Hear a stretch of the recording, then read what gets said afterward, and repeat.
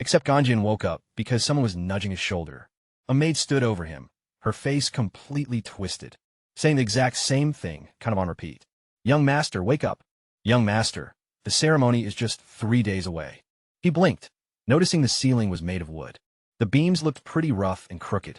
It had a damp smell with a touch of something sour. He tried sitting up, but his body just wouldn't cooperate. His arms were scrawny, and his chest looked sunken in. His knees poked out like a teenager's after being sick. The last thing he could recall was the loud snap of the formwork, the foreman screaming, and then total darkness. Then this ceiling. He stared down at his palms. Not a single callus, no scars from handling rebar or stuff like that. This was someone else's hands, someone else's body. The maid kept rambling on about the land allotment, ceremony, and how His Grace, the Duke, had ordered him to show up looking presentable. Ganshin, or whoever was stuck with that name now, just nodded quietly, and she finally left. He sat right on the edge of the mattress, and just stayed there for like 10 minutes. Park Junho, 29 years old, a graduate from KISD, a civil engineer working on the Asen Bay Bridge, the structural support giving way death. And now this. He pushed himself up, though his legs were super shaky. Over in the corner of the room stood a bronze mirror, all dull and cloudy. Walking over, he stared at a totally unfamiliar face. Gaunt pale, with dark, deep-set eyes. He looked to be about 19. A delicate chain holding. The family crest hung visibly around his neck. The fourth son of Duke de Huan, the exact one the servants always called a useless failure. 0 swordsmanship talent, and not a single drop of mana. By this world's standards, he's got no useful skills at all. Ganshan swallowed hard, his throat feeling completely parched. There was a water pitcher sitting right on the table. Reaching over for it, he suddenly spotted the scrolls. It was a map layout of the Huan Yuan Empire, along with a breakdown of the provinces, listing his brothers' names and their specific territories.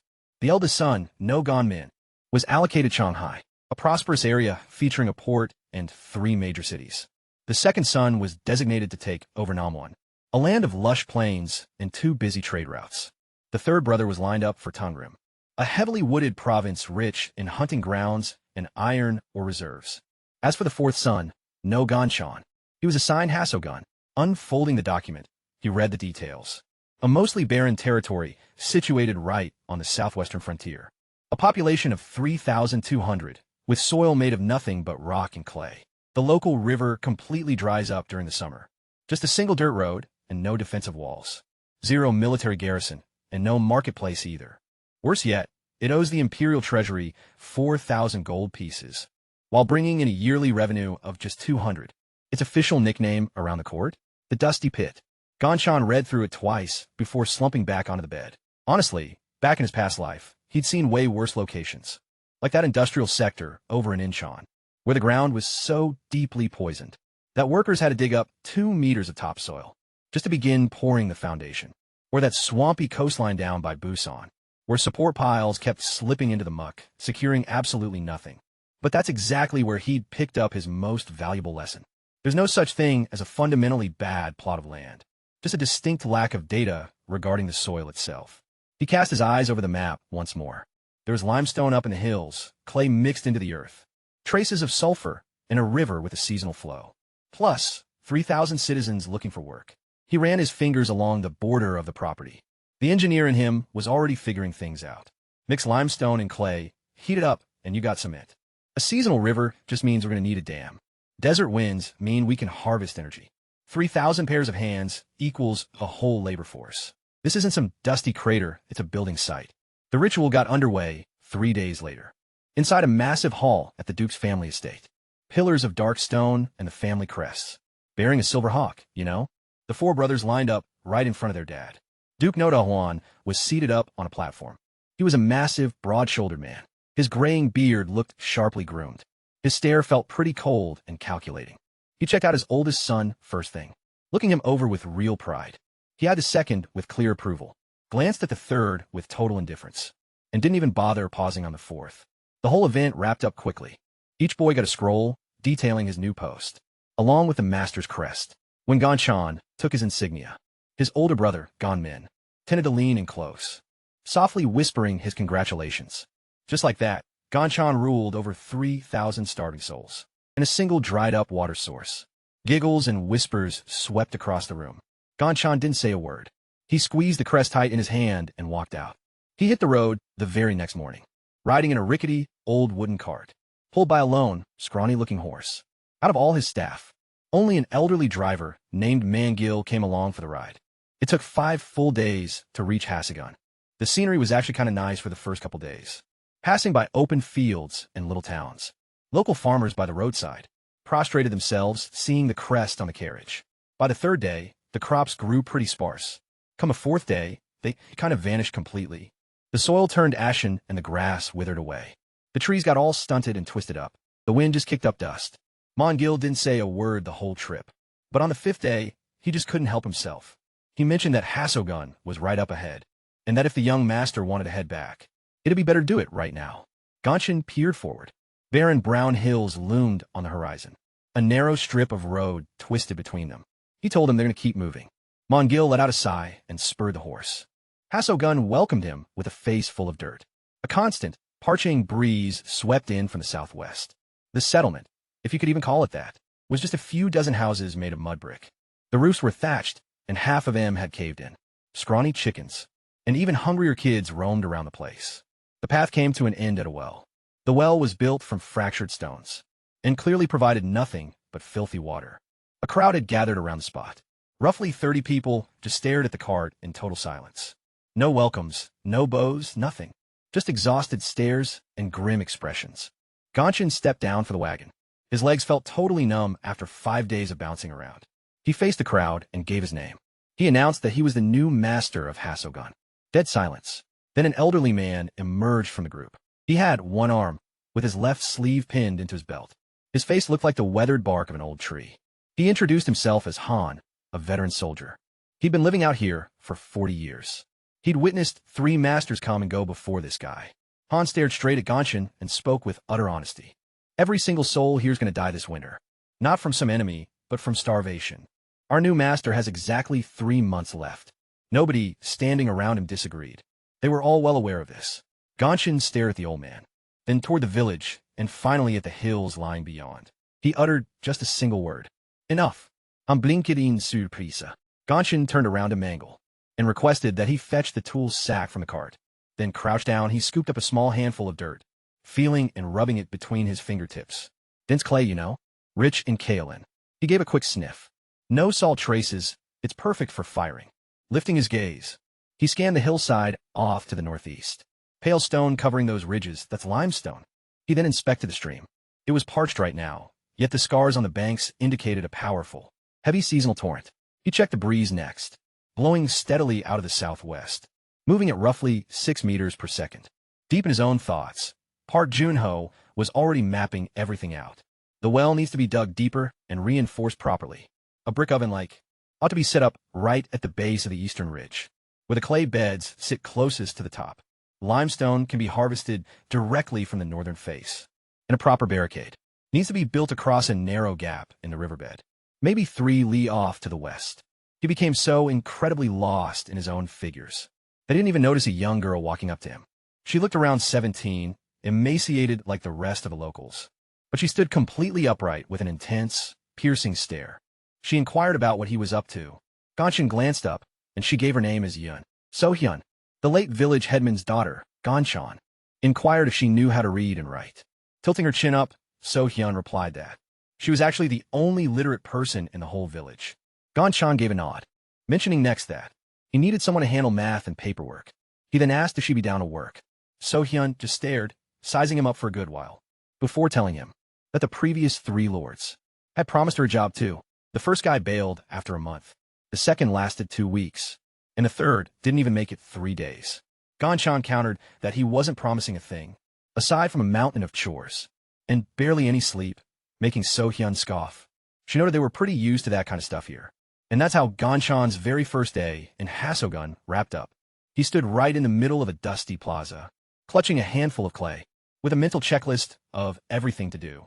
Surrounding him were 3,000 starving souls, a single dried-up well, and just 3 months before winter. Back in his past life, Park Junho used to construct bridges across bays. Now he had to build an entire civilization out of mud. By the next morning, Gonshan was up way before dawn. The old village chief's house, where he was staying, seemed a bit more solid than the rest. Granted, the walls were just mud brick, but but they sat on a stone foundation at least, and the roof didn't leak. The floor was nothing but firmly packed dirt. Sitting down on a mat, he pulled from his pack the sole item of value he'd brought along from his father's estate, a kit of drafting tools, a ruler and a T-square, some graphite nubs, plus a pile of rice paper. Laying the sheets across the floor, he got to sketching. The initial design was pretty basic, just a well. The current well they had in town was 4 meters deep and paneled with rough-cut stones. The ceiling joints were loose, so groundwater was leaking right through the walls, dragging a bunch of mud along with it. Folks drank that contaminated water and ended up sick. The fix was straightforward. Just dig down to 8 meters. Reinforce it with kiln-fired bricks, bound by a blend of lime and sand mortar. Mount up a ring of clay right around the top, so rainwater wouldn't pour straight inside. Then cap it with a cover. Finishing up that diagram, he moved to the next page. A brick-making kiln of the most basic setup, a rectangular trench measuring 2 by 3 meters. The interior walls were built with raw green bricks, with a stone grating at the base for the firebox, stacked entirely from the top, baking at a temperature around 900 degrees. Lumber is hard to come by here, but up on the slopes, he'd spotted dry thickets, and there's peat around too. He'd caught sight of dark soil near a curve in the river. A dead giveaway for a peat mire. Peat keeps burning for a good long while, giving off plenty of heat for the baking process. The third layout was a lime pit kiln. The limestone sourced from the northern hillside had to be smashed into fragments and roasted at an intense heat, which leaves you with quicklime.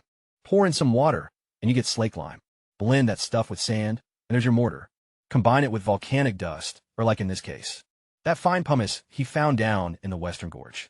And you've basically got Roman concrete, some substance that's totally waterproof and gonna last for ages in this world. See, they used clay mortar back then, but it just washed away every single spring. Homes fell apart, walls split open, and bridges just gave out. Concrete's gonna change everything. As the sun came up, Ganchan walked out into the plaza. So Hyun was already there waiting around for him. Hong was standing close by along with maybe 20 other folks, just curious bystanders, or maybe just people who had nothing left to lose except their curiosity. Ganchan knelt down and flattened out the dirt. Using a random stick, he started sketching stuff. Right here is a well. This is how it works right now. Nasty water keeps leaking right through the walls, making everyone sick. But here's how it's going to be. Deeper bricks and a solid clay seal. Pure, clean water. He glanced at their faces, just totally blank and confused. They didn't even know what a brick kinda was. To them, a stone was just a regular old stone. Ganchan to back up. He told So Hyun to round up every single man fit for work. Not tomorrow, but right now today. So Hyun made a face and asked exactly how many he needed. He basically replied that he needed every last one of them. An hour later, roughly 120 guys gathered in front of him, scrawny, dressed in rags, with someone hacking up a cough. A couple of them had nasty, infected cuts on their hands. Ganchan split the whole crowd into 3 squads. The first bunch of 40 guys is heading over to the eastern hill to dig up some clay. He pointed out the exact spot on the map. The clay's got to be reddish and really thick. Not gray or flaky, but specifically that red stuff. Now, the second squad, 30 of you, go over to the northern ridge to smash up limestone. We need chunks about the size of a fist. Nothing bigger than that. The third crew of 50 folks is staying right here in town to hollow out a big pit for the kiln. He used his own steps to pace out the area. Right there on the plot, the folks all traded looks. A middle-aged guy came forward and questioned why any of this was even necessary. Ganchan just replied plainly, winter is 3 months away. If they sit on their hands, everyone's going to starve to death. But if they follow his lead, they'll get solid homes, fresh water, and plenty of food. The guy asked how the new lord figured all this stuff out. Ganchan told him he'd read it in a book, an ancient one that had since been burned. The man stared at him like he was totally crazy. Yet he started digging, and the others followed suit. It wasn't because they actually believed him, but because they had no other options, and nowhere else to turn. Those first 3 days were pure hell. Ganchan toiled right alongside the rest of them. His body was fragile and completely unspent by hard labor. By the time day 1 wrapped up, his hands were completely raw and bloody. By the end of the second, he could scarcely even straighten his posture. By the third day's end, he was literally sick from fatigue. Still, he wouldn't quit, and people started noticing. A lord working mud with his own bare hands. A lord hauling heavy rocks who stumbles but keeps getting up. A lord who stayed put. It didn't mean much just yet, but they took note. By the 4th day, the pit for the kiln was fully dug out. Ganchan reinforced the interior with adobe blocks. He taught them how to mold them from wet mud and let them bake under the sun. It was basic stuff. Take a wooden mold, pack it full of clay, press it down tight, and lift the frame away. After letting them dry for a couple of days, in a week, they managed to produce 400 adobe blocks. Plenty for the kiln's framing and the base grate. He managed the initial burn all on his own. He stacked the crude bricks inside the kiln, then kindled a blaze using peat and dried kindling. He layered clay slabs over it to trap the heat. The fire blazed through the night, and Gonshin didn't sleep a wink. He stayed by the kiln, keeping an eye on the temperature, gauging the heat simply by the color of the flames. Orange meant too cold, yellow was spot on, and white was way too hot, so he held it at yellow for 8 hours straight. Come morning, once the kiln had cooled down, he pulled out the very first brick. It was red and resonant. When struck together, the two bricks rang out like bells. Gonshin grinned. Honestly, for the first time since landing in this world. So, Hyun stood close by, staring at the brick in his hands. She asked him what it was, and he told her it was the future of Hazagun. She raised an eyebrow, kind of skeptical, but she still noted it down in the log. Fired bricks, initial batch. 400 units, high quality. Around that same time, he got lime production up and running. Limestone from a northern ridge was broken down and packed into a separate pit. It baked for a full day. The resulting white chunks were then doused with water. The reaction was intense, all hissing steam and heavy heat. One laborer actually burned his hand because he got way too close to it. Right after that, Gonshin set up their very first safety rule. Don't handle the lime without wearing gloves. The gloves were just stitched together rags, 2 layers thick. Pretty primitive, but it did the trick. That slaked lime, when mixed with sand, made it tough. Fuss dry mortar. Gonshin plastered some onto the village chief's house, just to test it out. 2 days later, the mortar had hardened completely, and so had the wall, which used to just fall apart if you even touched it, was now strong enough to take a punch. Han came over to check it out, feeling the wall. He gave a tap. Then he just shook his head and walked off without a word. By the time week 2 wrapped up, Gonshin started working on the well. The old well got torn down, and they dug the pit down to 8 meters. 5 men took turns working in shifts. The walls were reinforced with fired bricks, secured with lime mortar around the top part. They crafted a clay ring about a fist thick, and set a stone lid with a hole over it. Once everything was done, Gonshin dropped the bucket down and hauled it back up. The water was crystal clear while a crowd stood by watching. Someone scooped up a whole mug and took a sip. A certain look washed over his face, one that Gonshin didn't quite catch right away. But then it clicked. Pure shock. They'd never had clean water around here before. They had no idea water could actually be like that. That night, Gonshin sat at home putting a list together. We've got clean water and we've got bricks. We've got mortar, so the next project is the road. The unpaved path to Kashigam was their sole connection to the rest of civilization. Whenever it rained, it just turned into a swamp. So traders completely steered clear of it. Without a road, business is non-existent.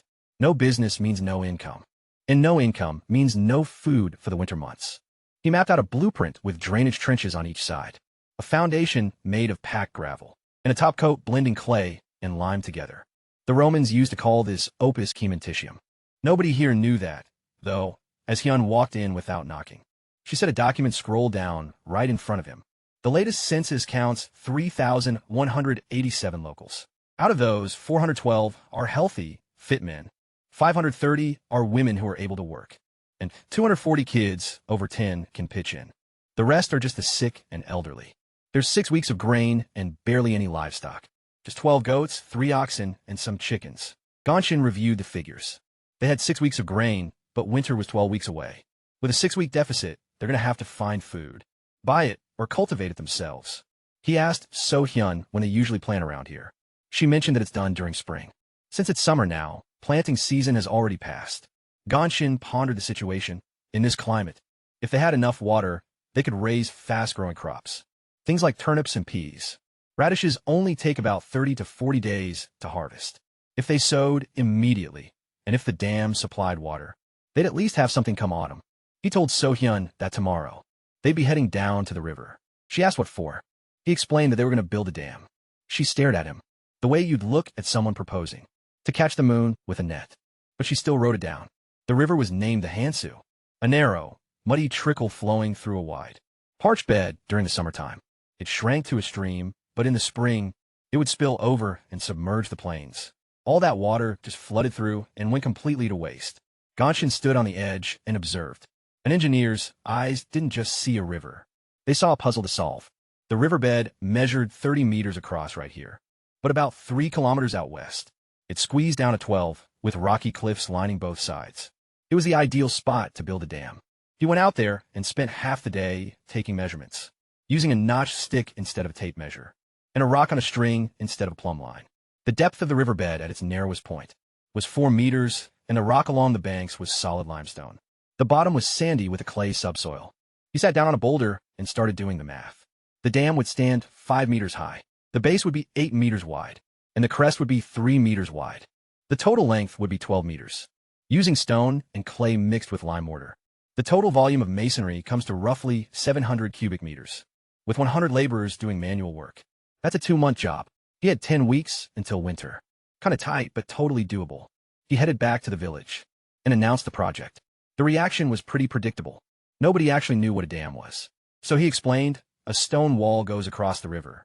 The water builds up and a lake is formed. Then canals run from the lake straight to the fields. The fields get watered and crops grow. The explanation was simple enough, but everyone just looked at him with suspicion. One elder remarked that the gods grant water whenever they please and take it away on a whim. So putting up a wall across the river is basically like arguing with the heavens. Ganchan shot back that he wasn't trying to fight with the heavens. He was just asking the water to hang on a bit. The joke totally bombed, but the next morning, 120 people showed up at the river anyway. So-hyun took charge of the logistics. She turned out to be a natural-born manager. She split the villagers into teams, appointed supervisors, and kept track of everyone's hours. Each night, she'd give Ganchan an update. The number of stones they'd quarried, how much mortar they'd whipped up, and how many rows were finished. Ganchan had to train the masons from scratch. He'd show them how to set stones into the mortar, get the rows perfectly level, and tie the joints so the wall wouldn't fall apart. He patiently did this like 10 times over. They kept messing up, and the walls ended up crooked. The mortar would turn out way too watery, or sometimes way too thick. Ganchan would just fix it and demonstrate again. Back in his old life, Park Jun-ho used to manage construction crews. He knew people don't really learn from lectures, but from doing it repeatedly. Within a week, the masons could actually lay a straight row without him watching. By the second week, they started getting pretty fast at it. The dam kept rising, row by row and stone by stone.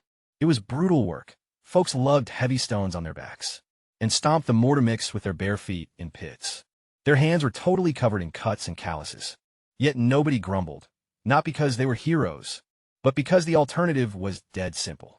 Skip building the dam and freeze to death this winter, or build it and actually stand a chance. By the third week, they hit their first real crisis. The base of the wall started cracking, and water was trickling right through the joints. Ganchan checked out the damage and saw where he'd messed up. The foundation had been set on loose sand without packing it down. The sand had simply washed away, causing the stones to shift. In his past life, they called this a basic failure in site preparation. Just a typical issue. He had them tear down the bottom 3 rows, shovel out the sand until they hit solid clay, pack that clay tight, and put down a base of heavy boulders. And only then start construction, laying a fresh foundation. 3 whole days of labor were wasted. The workers were grumbling, and one supervisor even muttered that the new master had no idea what he was doing. Ganchan didn't even argue. He just grabbed a shovel and started digging himself, completely silent. An hour later, the supervisor joined right in, just as quietly. By the end of the 4th week, the dam was already at half its height. But then the weather turned. It wasn't the actual monsoon season, just a passing storm front that brought 2 days of heavy downpours. The river swelled, and water began rushing into the half-built structure. Ganchan stood knee-deep in the torrent, shouting out commands. Get clay bags up to the ridge. Pack stones into the breaches. Move faster. Absolutely everyone pitched in. Men, women, kids over 10, and even Han. Using just one hand, he dragged sacks by biting down hard on the ropes. When the 3rd morning finally came, the storm had cleared, and the barriers stood firm. The base section, the part they fixed after it cracked, held up beautifully. The top part got soaked, but it didn't collapse. Ganchan slumped onto a drenched boulder to catch his breath, his hands trembling violently from sheer fatigue. So-hyun quietly walked over and took a seat right next to him. She stayed quiet for a moment, then mentioned she'd noticed something interesting. The previous 3 rulers had all run away before the first sign of rain. Ganchan just shrugged it off, saying rain was only water. She gave a wry little smile and remarked that he should tell that to the locals, who'd been waiting in that river for 2 days straight, simply because he asked them to. Once the storm passed, the pace really picked up. Something in the air had changed. The folks weren't just taking orders anymore. They were finally catching on. They noticed the water pooling up, right behind the half-done dam. They could see the water level rising, and they saw that the wall was holding fine. An old farmer named Bo Mu walked up to Ganchan and told him he got why they needed the dam. The water stays put instead of just running off, so we can let it out onto the fields later. It's kind of like what you do with a barrel. Except this barrel is huge. Ganchan nodded. Spot on. A massive barrel. By the time the 6th week wrapped up, the dam was fully built, 5 meters high and 12 meters across.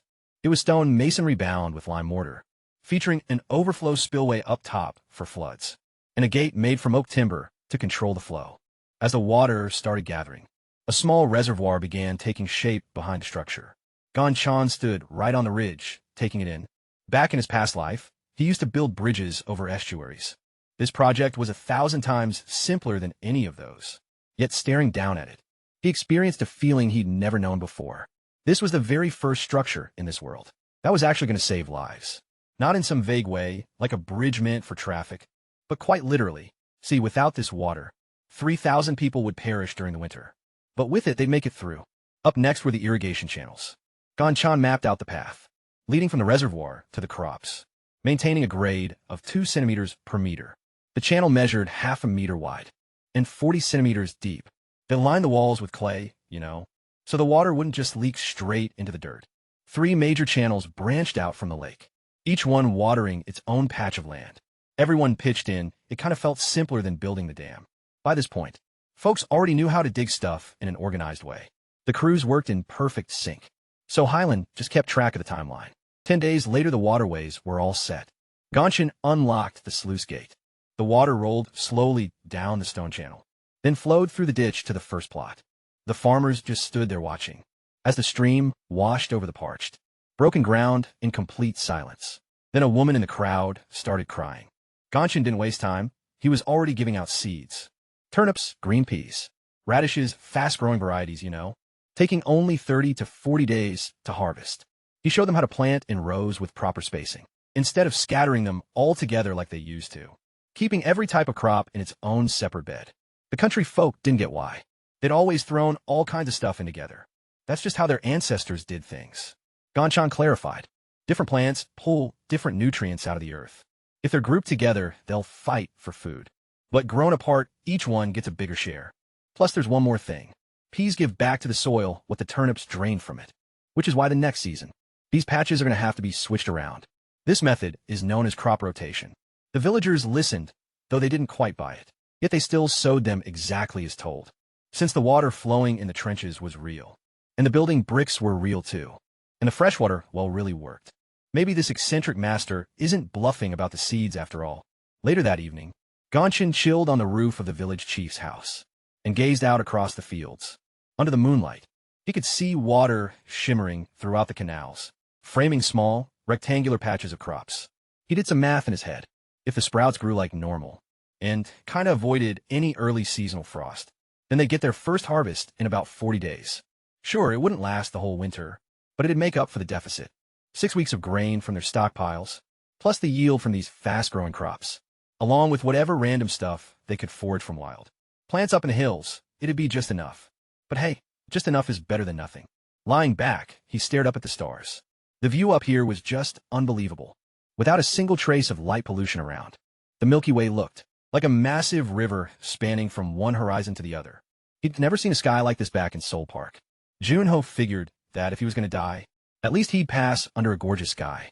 Ganchan, however, thought it was way too soon to check out. By the 9th day, the turnips started sprouting. Green shoots cut through the wet soil in neat, straight rows. The locals gathered to watch them grow, acting like it was some kind of miracle. Well, to them, it actually was. Hasogun soil had never produced 2 harvests in a single year. Honestly, it barely managed to give them one. Yet here they were, with summer seeds cropping up in just 9 days. The peas popped up on the 12th day, and the radishes on the 7th. The fields were finally turning green, as canal water fed the roots below. Every morning, Ganchan would walk the fields, just to see how everything was coming along. He did a head count of the sprouts, checked out the shade of the leaves, and tested the soil, stuff you'd expect from an agronomist. Not an engineer, but back at KSD, he'd actually taken a class on soil science, and still remembered the basics. Nitrogen feeds the leaves, phosphorus is for the roots, and potassium handles the fruits. Plus, peas draw nitrogen from the air, using the bacteria in their roots. That's kind of why he put the peas right next to the turnips, to pack the soil with nutrients. While the fields were greening up, Gonshin shifted his focus over to the road, the dirt path leading from Hassogun to the nearest town. Volson was in pretty awful shape. It was full of potholes and deep pits, and there were sections where the clay had washed away into totally impassable mud. Wagons got trapped, and merchants had to find detours. A 2-day trek could easily be cut down to one, if that road just got fixed up. So, he kicked things off with the closest stretch, roughly 10 miles outside the village, by far the most ruined part. His strategy was pretty straightforward. Hollow out drainage ditches along both sides. Pack the base layer with crushed limestone gravel. Press it down, throw a mix of clay and lime over the top, and then press it down again. Ancient Roman roads managed to last for millennia. Now, this one won't survive 1,000 years, but it's definitely going to make it through the rainy season.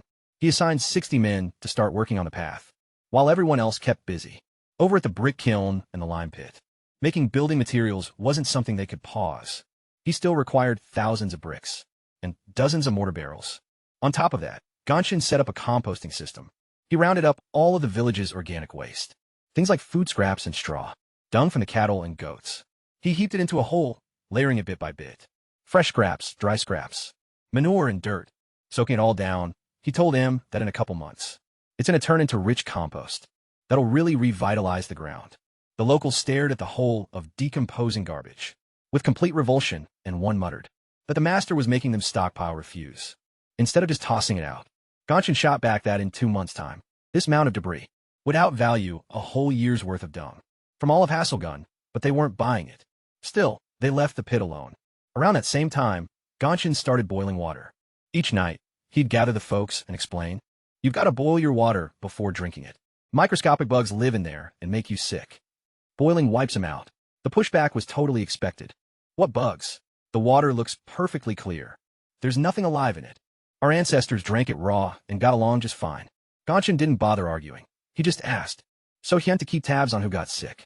8 folks came down with illness the first week, and every single one had been drinking raw water. Meanwhile, not a soul, out of everyone who boiled their supply, got sick at all. After a month, the evidence was pretty undeniable. Cases of stomach bugs plummeted by 2/3. So people finally started boiling their water, not because they suddenly believed in tiny critters, but because the results spoke for themselves. Right around the end of the 2nd month, a wanderer made his way into Hassogun. He was heavily built, filthy, and absolutely reeking of liquor. As evening fell, he stumbled into town, asking around for the local blacksmith. They pointed him toward a rundown place out on the edge. It turned out to be Peck Talsu's forge, or well, what was left of it anyway. Gonshin had been wanting to talk to the smith for ages, but the guy just kept his distance from everyone, mostly just drinking and sleeping. Now, and then hammering away at bronze, though nothing came of it. The locals called him pretty much useless, since he could only work with bronze. And nobody really needed that stuff, plus Hassogun had 0 iron, and they didn't have the cash to buy any. So Gonshin headed over to the shop.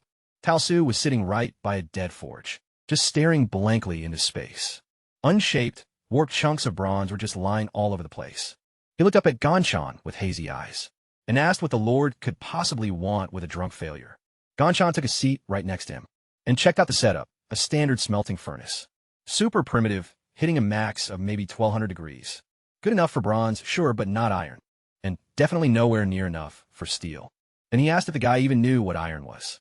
Talsu just scoffed, like of course he knew. Iron gets shipped over from Volzina. Pricey, heavy stuff. Sure, it rusts, but it's way tougher than bronze. They use it to forge swords for soldiers, and heavy plows for wealthy landowners, stuff like that. Gonshin then asked if Talsu wanted to create something even better than iron. Talsu just stared back at him like better than iron?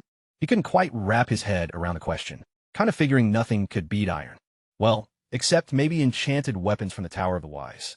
But hey, that's just magic, not actual blacksmithing. Gonshin reached inside his robe and pulled out a scroll. It was a blueprint he'd spent 3 nights working on. A blast furnace, basically a vertical structure 4 meters high, with an inside diameter of around 1 meter. The walls were built out of firebrick, using hand-operated bellows to pump in the air. You load it from the top, alternating layers of, or coal and flux. Meanwhile, the temperature on the inside hits 1500 degrees. Once it gets that hot, the iron melts down completely, It doesn't just clump into slag like in a raw iron furnace. It actually liquefies and the molten metal streams downward, while the slag floats right to the top. What you get is cast iron, and from that cast iron, by giving it a second firing with air blowing through, steel is created. Thalso stared at the sketch for a long time, until his hands finally quit shaking. His vision cleared up for the first time in years. Tracing his finger along the contours of the furnace, he inquired where the Lord had managed to get this drawing. Gonshin replied that he'd come across it in a book, an old one that had since burned up. Thalso glanced at him, then back down at the sketch, then back at him again, noting that if this was for real, he was going to need ore. Gonshin smirked, knowing there were brown iron ore deposits over in the eastern hills. It had a pretty low iron content, roughly 30%, but it'd do just fine for a blast furnace. He'd noticed those distinct reddish-brown rock formations exposed on the hillsides. He'd also require wood coal, since peat wouldn't work for the smelting process. Gonshin had already picked out a wooded area, roughly 10 miles up north. The trees that were dried out and ancient, so they needed to chop them down and burn them in charcoal pits. Plus, they needed limestone for flux, which was everywhere around here. He assured Thalso that the ore would be ready in a week. The coal in 2, and the flux was pretty much good to go. Thal was asked if he could construct the furnace by following the blueprint. Thal stood right up and straightened his back. He actually looked pretty tall with broad shoulders, showing massive hands, the kind of blacksmith hands, shaped by hammering bronze for a good 20 years, all while living with the constant gut feeling that he'd just been wasting his life. He promised he'd get it built. So Gonshin gave a nod and headed out. So Hyun was waiting for him right outside. She caught a glimpse of the blueprint while Gonshin was drawing it, and added the item to her record book as number 48. It burned, she mentioned, noting that the list was getting pretty long.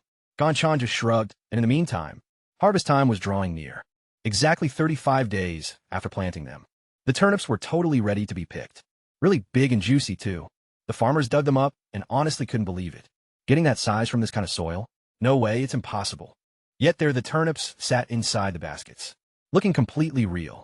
The peas finished ripening by the 40th day. Their pods were fully packed, and the seeds looked perfectly uniform. The radishes actually grew way quicker than Gonshin had anticipated. Turns out the soil was a lot better than it looked, since the kale and clay kept holding on to moisture, which, paired with proper watering from the canals, created a great environment for root crops and stuff like that. The yield wasn't massive or anything, but it was just enough to make up for the 6-week shortage.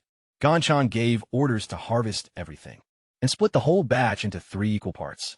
A third for current meals, a third to be stored away for the winter, and the last third kept as seed stock for the next planting season. The local farmers didn't really get why they were supposed to save seeds, you know? They were just used to eating through everything right away, while pinning hopes on the coming year. Gonshin made it clear that consuming the seeds right away meant they'd have nothing to plant come springtime, and by next autumn, starvation would strike again. But if they hung on to them, every single harvest would outlast the previous one. For once, the people actually listened. They were hanging on every word, not treating it like a master's decree, but as the word of a man who had never once deceived them. The water in the well was crystal clear. The dam held strong, the irrigation channels were up and running, and the turnips had fully grown. Maybe he was right about the seeds, too. Later that evening, Hong paid a visit to Gonshin's place. He lingered at the doorway before stepping inside. He brought up how back in the spring, he claimed that nobody here would survive the winter. Gonshin simply nodded, saying he remembered. Hong fell quiet for a brief moment, then admitted he'd come to make amends. Perhaps everyone wouldn't perish after all. Gonshin welcomed him to have a seat and share some porridge. Hong sat down, and they ate together in complete silence. It was the very first meal Gonshin had ever shared, not as a ruler interacting with a subject, but as 2 ordinary human beings connecting. Autumn was just around the corner, with winter ahead, undeniably the roughest season of all, and yet, Hasegun now had water filling the wells and the waterways.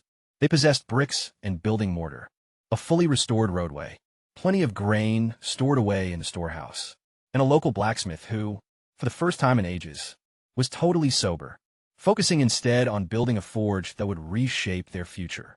Winter finally arrived at the start of the 11th month. As freezing winds swept in from the desert, temperatures plummeted past freezing overnight. The mud brick homes were totally frozen through. People crowded close to the fireplaces, throwing on anything that could catch fire. Gonkia knew it's going to be a brutal winter, so he got ready 2 weeks ahead of the initial frost. He took charge of weatherproofing the homes. The walls got reinforced with a double coating of clay and mortar packed with straw. Every single split in the roofs was stuffed with a blend of clay and horsehair. Thick animal pelts were draped over doorways. About 10 dwellings were in such terrible shape that fixing them up was kind of pointless. Gonshin gave orders to pull them down and shifted the occupants into brand new homes. These new quarters were basic but built solid, featuring brick walls bound by lime mortar, with roofs made out of timber logs and thatch, and tiny windows sealed shut with grease fabric, plus a corner hearth with a pipe venting outdoors. A 10-man crew managed to build each house in just 5 days. They wrapped up 8 structures before the snow started falling, instead of 10, so the last pair had to be cobbled together in a rush. Gonshin took the blame himself, realizing he should have made a move earlier. Rations were tallied up on a daily basis, as Hyen tracked everything right down to the final speck of corn, counting the root crops, beans, dehydrated roots, and wild scallions gathered from the ridges, along with preserved fish. They successfully bartered for 4 casks of lime from a traveling merchant train. The trader scoffed at the idea at first, like lime? Who has any use for lime out here in the wastes? But once Gonshin demonstrated how the plaster cements the stonework, the trader quit smirking and threw in the fish as well, promising he'd head back their way come springtime. Night after night, Gonshan and So Hyun sat down to crunch the numbers. Daily food consumption, leftover supplies, and how many mouths they had to feed. So, he started rationing things out. Grown-ups got 2 bowls of porridge a day. Kids got 3, and pregnant or nursing moms got 4. No exceptions, even he only ate 2 bowls. Seeing that their lord ate the exact same amount, and not a bit more, meant way more than any words. By the 3rd week of winter, food supplies had gotten dangerously low. Gonshin hadn't slept a wink in 3 days. He calculated and recalculated, constantly checking for any hidden reserves. There weren't any. He just stared at the scrolls, until the numbers blurred right before his eyes. On the 4th day, So Hyun walked right in without knocking. Like she always did, she set a bowl of porridge in front of him. It was hot. Gonshan looked up at her, but So Hyun didn't leave. She just stood there, waiting until he finally picked up his spoon. He ate it, though the porridge was kind of watery. Definitely more broth than actual grain. But at least it was hot. So Hyen sat across from him and mentioned that the last 3 lords had all run off before winter hit. He was the very first one to stay and figure things out. Gonshin didn't say a word. He finished his meal and went right back to the figures. Come morning, he finally found a way out. Not perfect, but it'd do. There were fish in the lake behind the dam. Not a ton, and pretty small, but they were there. The Hansu River had carried young fried down from upstream, and they'd ended up trapped in the pond. Over the last 2 months, they had grown. So, Gonshin sent out some fishermen, even though Hasogun didn't really have any. There were some locals who learned from him how to make a basic net, using plant fibers, which took about 3 days to craft. The very first throw brought in 2 dozen fish. Pretty small, but it was solid protein. The next throw caught even more. By the weekend, fishing provided an extra meal option to pair with their porridge. Gonshan also thought about the soybeans. Wild ones grew down in the flats near the river. He'd spotted them back in the summer, but hadn't really thought much of it. By now the pods were dried up on their stalks. The beans inside were tiny but totally edible. He sent the women and kids out to harvest them. Within a week, they gathered almost a full sack. It wasn't a lot, but every bit helped. Winter dragged on, and the days kind of blended together. Gloomy skies, a freezing breeze, the scent of wood smoke from the heaters, the sound of frozen dirt cracking underfoot. Gonshin utilized the winter season for chores. That didn't involve braving the cold outdoors. Hosting lessons every evening, he assembled everyone in the biggest building, the exact one that had been coated with lime mortar.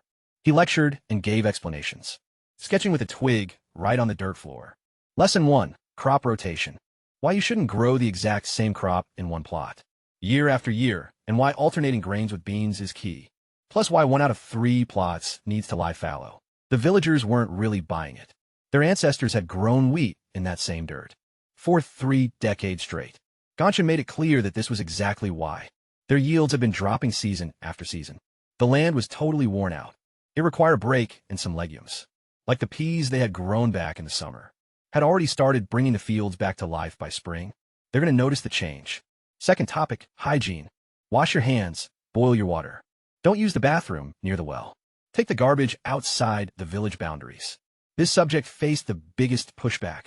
Why wash your hands, anyway? They're clean as it is. Gonshan didn't even try to explain stuff like bacteria. He just used data instead. See, Hyun kept track of things from day one. In households, where folks washed up using boiled water. They only got sick half as much. Those numbers talked way louder than words. Third topic, building fundamentals. How to set bricks and mix up mortar.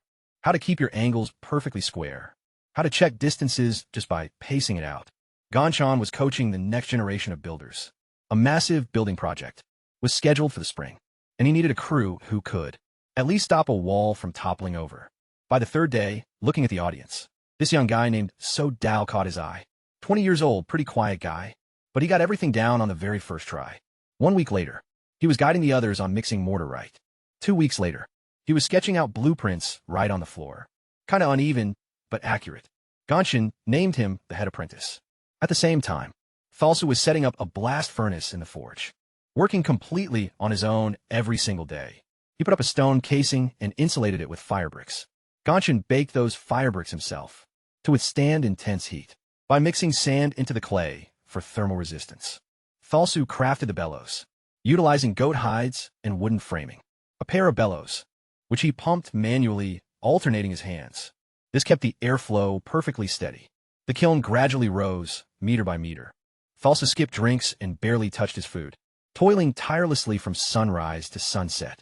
An intense fire burned in his eyes, and it had absolutely nothing to do with liquor.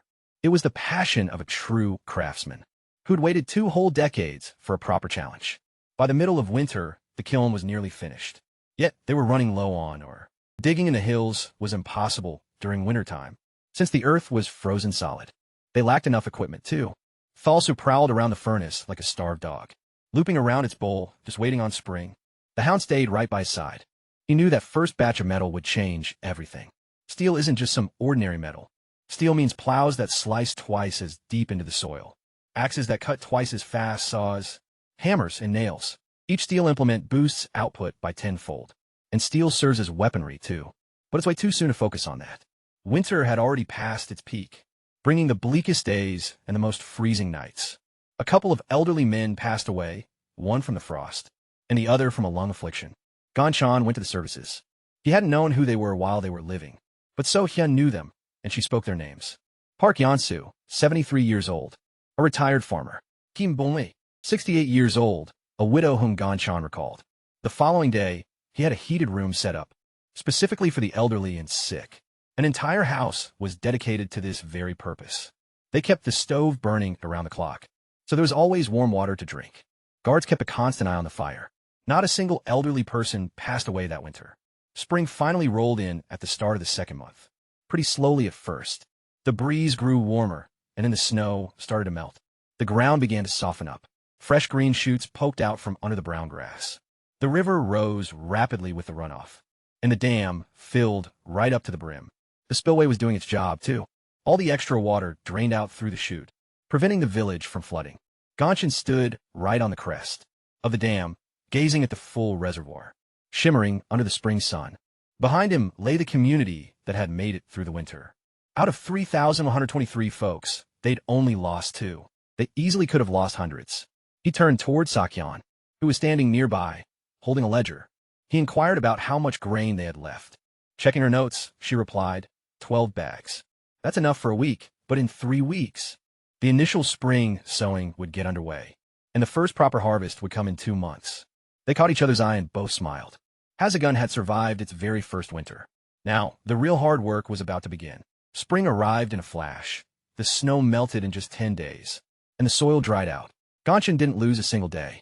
As soon as the first dry morning came, he guided everyone fit to labor out into the fields. This spring planting wasn't anything like that. Frantic summer rush. This time, Ganchan actually had a plan.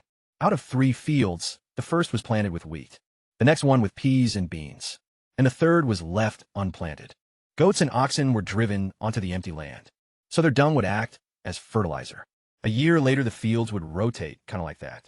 A traditional 3-field crop system that folks had used for 2,000 years, back in his old world, you know? But they had no clue about it here. They just grew the exact same crop on the same plot, until the ground completely turned to dust. Then they ditched that field and clear a new one, assuming there was even anything left to clear in Hasagun. Honestly, there was nothing left. And that's why the yields kept dropping every year. That's why starvation hit them. And that's why people were dying. Ganchan used wooden stakes to map out the plots. He went over the farming layout with the overseers. He pointed out exactly how deep the trenches should be, and the right spacing for the rows, along with the seeding pace, so the laborers worked with total trust. Throughout the winter months, they'd gotten used to listening to his guidance, you see, and the main thing was they actually saw the proof. The summer turnips had sprouted up, and the winter peas were already growing pods. The waterways were running, and the well gave them fresh water. This odd nobleman who pored over scorched books hadn't messed up a single time yet. Right alongside the planting, Gonshin got our mining going. Thalso had been waiting for this very chance all winter long. He went out there and personally led a team of 20 men to the eastern hills. Veins of brown iron were breaking right through the surface. All crumbly and rust-colored stuff. They hacked away at it using pickaxes and packed it right into baskets. Within a single week, they dragged in 200 poods. It wasn't a whole lot, but plenty for the first melt. They roasted the ore in pits north of town. They chopped down dry trees, cutting them into logs, and piled them up like a cone in the pit. Covering it all with turf, they torched it from underneath. Thick smoke poured out for 3 whole days. By the 4th day, they uncovered the pit. Inside were crisp, lightweight chunks of black coal. Falsa grabbed a piece and gave a sniff. Grinning, he said, "Good coal. Real hot." That first smelt happened right around the middle of the 3rd month. Gonshin headed down to the furnace at daybreak. Falsa was already there. He hadn't slept a wink all night. He inspected the brickwork, cleared out the nozzle, and tweaked the bellows. They filled it up layer by layer. Coal, then ore, limestone flux, and more coal. Then ore again, packing the furnace all the way to the top. Falsu sparked the fire. 2 helpers started pumping the bellows. Back and forth, left and right. Left, right? A steady draft blew in as the flames roared. The heat kept rising. 1 hour passed, then 2, then 3. The furnace started humming. The stones turned glowing red, then blinding white. The heat got so intense that you couldn't even stand within 3 paces of it. Yet Thalsa stood just 2 steps away, sweat glistening all over his face. His eyes were glued to the tap hole at the base of the furnace. Around 5 o'clock, stuff started trickling from the opening. First came the gray slag, lightweight and glassy. Thalsu steered it away using a clay channel. Then, right from under that slag, the metal finally appeared. White, dazzling liquid, oozing out as slow as honey. It flowed down into a stone mold packed with damp sand. Thalsu just stood there watching, his hands dangling by his sides. His lips were quivering as tears ran down his face. He was actually weeping, this massive guy, who'd been forging bronze for 2 whole decades, and thought of himself as completely worthless. Stood right by the furnace and cried, while witnessing the very first melt of his life. Gonshin stood right behind him, keeping totally quiet. He understood exactly what this moment meant, not just for Hasegan, but for Thalsu himself. 20 wasted years had finally found a purpose. The liquid iron cooled down for 2 hours before Thalsu hauled it out of the casting mold. Gray and heavy, and totally brittle, it wasn't steel just yet. Still raw cast iron with way too much carbon. Gonshin walked him through the next phase, reheating it in an open hearth with air blowing straight through. Oxygen burns away all that extra carbon content, turning cast iron into steel, and Thalsu hung on every word. He nodded along, committing it to memory. By the following day, he had stacked the iron chunks inside the forge. He worked the bellows, getting the airflow going. Gonshin kept a close eye on the time and heat, checking the changing shade of the metal. The second the iron glowed cherry red, Thalsu grabbed it with his tongs and started hammering away. The hammer slammed hard against the glowing hot metal block, sending sparks flying everywhere. One strike, another strike, and then another. Thalsu pounded it like a man possessed, flipping it over and folding it up, striking it repeatedly as the metal transformed right before him, growing denser, looking brighter, and ringing clearer. An hour later, a band of fresh steel rested on the anvil. Thalsu snatched it up, trying to flex it. The metal band snapped straight back, instantly returning to its shape. Tracing his finger right along the edge, he glanced up to look over at Gonshin. He uttered just a single word. "Steel." Gonshin nodded back. "Steel." Word quickly spread through the village. In under an hour, the smith had crafted iron out of rocks from around the hills. Folks gathered by the smithy, just watching, but those who completely ignored them, already mapping out his next steps. The initial batch wouldn't be weapons, since Gonshin had made that super clear beforehand. The very first creations would be tools. A steel plow, a steel axe, a steel saw, and steel nails. Every tool like that outlasted 3 made of iron, and like 10 made of bronze. A steel plow sliced way deeper into the dirt, flipping over a much thicker layer of soil, leaving a much cleaner trench behind. A single farmer utilizing a steel plow could work as much ground in one day as 3 guys, using wooden tools. So, Thalsu forged the plows first, knocking out 10 of them in a fortnight. Gonshin handed them out to the work crews, and tilling for the second planting went 3 times quicker. The farmers ran their hands over the steel blades, marveling at them in absolute disbelief.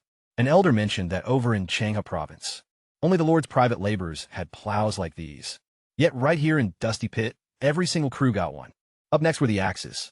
A steel axe brought down a tree in 20 minutes. Stuff that usually took a good half day to chop. With a bronze version, woodcutting productivity just skyrocketed. Logs for building, firewood for the cold months, and charcoal for the smelter. Everything required timber. And those steel axes made getting it a breeze. Next up came saws, then nails, followed by steel-bladed shovels. Every single new tool unlocked fresh opportunities. Armed with nails and saws, they could easily construct timber frames. Shovels made digging a whole lot quicker, and axes let him chop down wood. Hasagun started transforming right before our eyes. Gonshin used springtime for some major construction. He split the workload into 3 separate sectors. First was housing, brand new brick homes for all the locals. We're not talking 10 or 20, either, but a uniform layout for everyone. For walls made of fired brick, a base of solid stone, log rafters, and tiles. Jia, actual tiles. Gonshin kicked off clay tile manufacturing, right in the kiln where they baked the bricks. The design was pretty basic, flat shingles with curved edges. Firing them made him completely waterproof. A home with a tiled roof never leaked, wouldn't rot, and wouldn't ignite from some random spark. Dahl was in charge of the building site. He'd picked up the fundamentals over the winter, and was now managing a team of 30 guys. They finished a couple of houses every week. The brick walls kept going up layer by layer, perfectly straight and tidy. Turns out Dahl was kind of perfectionist. He inspected every single seam, realigning any bricks that were placed unevenly. His crew complained, but the walls were absolutely flawless.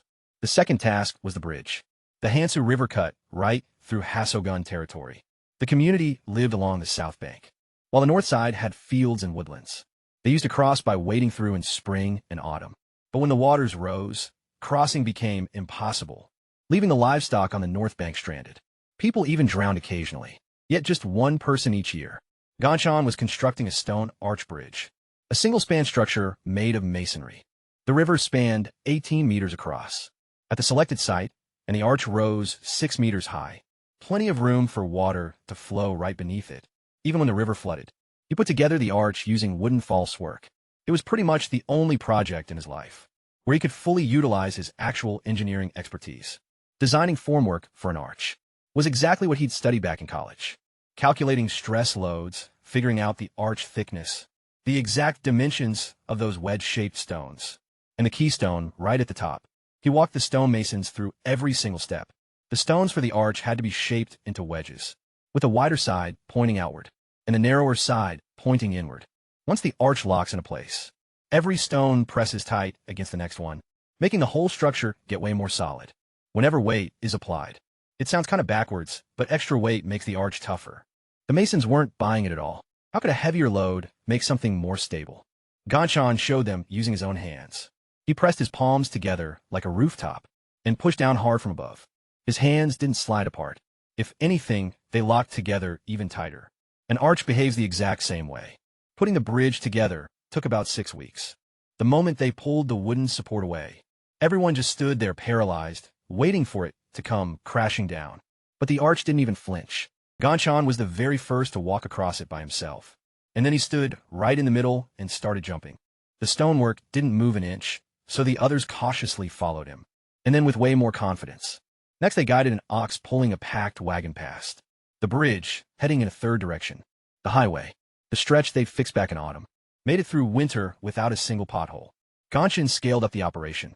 30 laborers kept paving the path out toward Valzona. With a blend of lime and crushed stone, packing it down daily, the route advanced by 200 meters. Come summer, Gonshin planned to push the good road to the crossroads located 40 li from Hasogun. At that point, it linked with the Imperial Highway, and that Imperial Highway stretched toward Valsun, moving on to Chunghai and all the way to the capital. A road acts like an artery. Without it, Any town is just dead. With it, it thrives. The springtime yield proved everything. Gonshin had guaranteed. The wheat fields produced 1.5 times more than they used to. The pea patches packed the dirt with vital nitrogen, while the resting soil, where the goats had been grazing, stood fully prepared for the upcoming cycle. Local farmers gathered at the edge of the plot and observed the crops, so dense and tall. The heavy stalks of grain drooped low toward the earth. They'd honestly never seen anything like it before. One elderly man mentioned his granddad used to tell him stories about harvests. Over in Shanghai, he claimed the wheat there grew thick like a solid wall. The old-timer always figured it was just some fairy tale. But now it stood like a wall right here in Dusty Pit. Yet Hassogun wasn't really Dusty Pit anymore.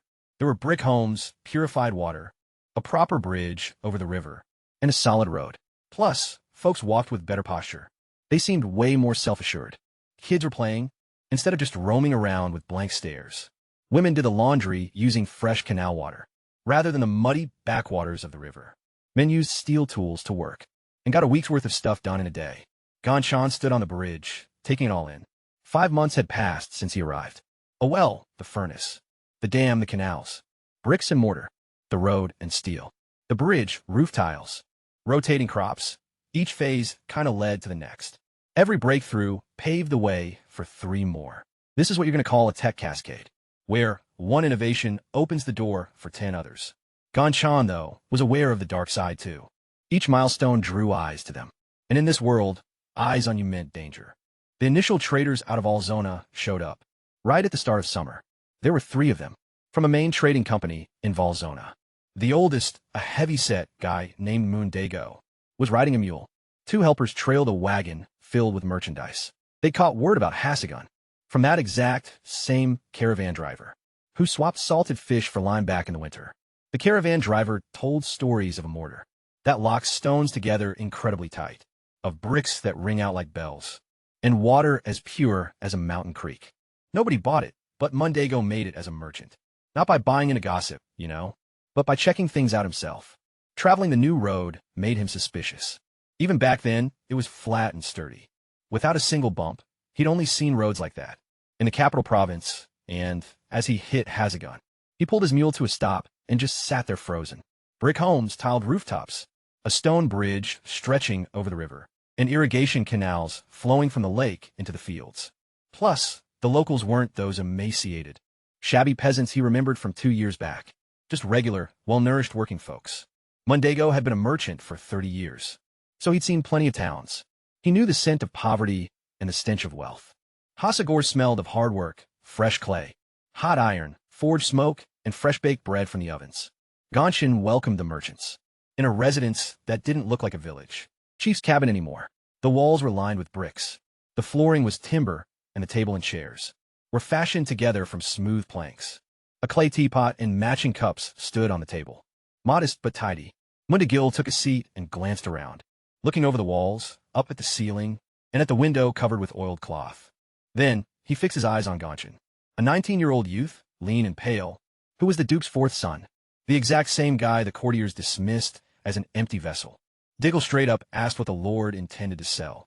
Gonshin countered that he didn't want to sell, but rather buy. Diggle raised an eyebrow at that. Folks normally approach a vendor to purchase things, not the other way around. Gonshin clarified that he required seeds, flax, cotton, and oil seeds. He also needed animal hides, specifically cow and pig, along with copper or tin and some saltpeter if they had any. Diggle listened while crunching the numbers in his head. Everything the young lord had just ticked off was going to cost a small fortune, so he inquired how Hasgun planned to settle the bill. Given their annual revenue was only 200 gold pieces, a 4,000 debt, where's that kind of cash going to come from? Gonshin stood up and asked the merchant to follow him. They headed outside. Gonshin led him to the smithy where Thalsu was working. The hammer clanged as sparks flew around. Completed items were hanging on a rack against the wall.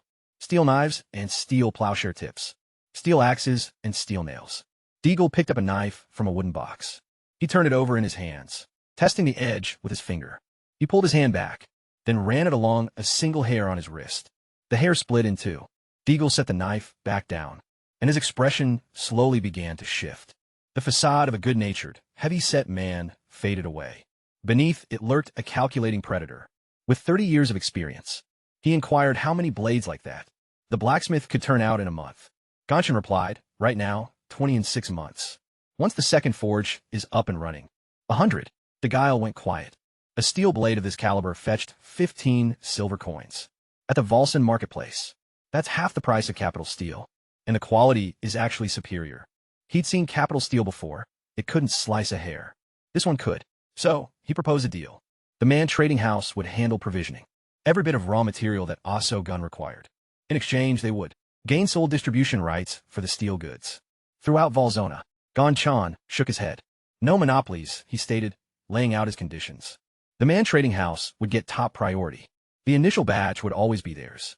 However, other merchants could buy stuff too. An open market, keeps prices down. And growing trade volumes. Deagle scowled. He was kind of used to exclusivity. That's just how commerce worked in the Empire. A single supplier, a single buyer, a total monopoly, and a steep markup. But Gonshin was pitching something else. Instead of control over sales, he's giving Deagle a monopoly on transportation. The firm's trading house becomes the shogun's official carrier. Every single shipment goes through it at a fixed transit rate.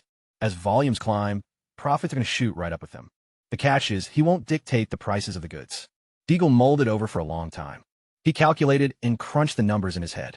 He was no fool, and he'd seen what this city was about. He had seen the dam, the canals, and the brick buildings. He had seen the quality steel tools. This young man was creating something totally unprecedented. If current trade amounts were to double, having exclusive logistics rights would yield way more than just the rights to sell knives. And, judging by everything around him, supplies wouldn't just double, they'd increase 20-fold. He agreed, and they shook on it. So-hyun drafted the agreement in duplicate, and both parties stamped them with their seals. It marked the very first commercial pact in the entire history of Hasagan. Moon Deagle set off 2 days later, taking 20 steel blades and 10 plowheads with him. 3 weeks later, he came back with loaded wagons, bringing seeds, animal hides, copper or tin, and some saltpeter. After counting 3 sacks, Gonshin greeted the caravan personally, carefully checking every single bag. The saltpeter was kind of dirty and mixed with debris, but still usable. He stashed it in a separate vault and locked it up. So Hyun asked what the saltpeter was even for, and Gonshin promised he'd explain everything later. She glanced at him and wrote it down in the log. Number 93, it got torched. The summertime was all about growth. Hasselgun's population finally started booming. Refugees kept pouring in from the south, mostly farmers fleeing starvation in the nearby counties, along with drifters and families with no land. Word was getting around. Apparently, right on the edge of the desert, there's a spot where they hand out jobs and food, where the homes are built of actual brick, and the water's totally clean. A place where the new lord doesn't mistreat people, and doesn't take more than his fair share. Gonshin welcomed absolutely everyone. Each newcomer got a full day to rest up, and 3 warm bowls of porridge. After that, they'd have a chat with So-hyun. What kind of skills do you have? What's your background? Do you have a family? Then, assignment to the work crews. Building stuff, farming, working the mines, blacksmithing, or paving roads. By the end of the season, the population hit 5,000, nearly doubling their numbers in just 6 months, which obviously brought issues. More folks meant more food, more housing, more fresh water, just more of everything, So, Gonshin spun up a second brick kiln, then a third, plus a second blast furnace for Talsu. They dug new canals out from the lake and expanded cultivation over to the north shore. Since the bridge was finally finished, the entire northern side was easy to reach, and the dirt over there actually turned out way better than on the south side. Fewer rocks, much richer topsoil. Gonshin mapped out new plots of land there and set up a complete crop rotation system, utilizing compost for fertilizer. That compost cured all through the winter. It happened exactly like he said it would, dark and loose, smelling like rich dirt, not decay. The farmers, who'd stared at the trash pile with disgust back in autumn, now viewed the compost with real respect.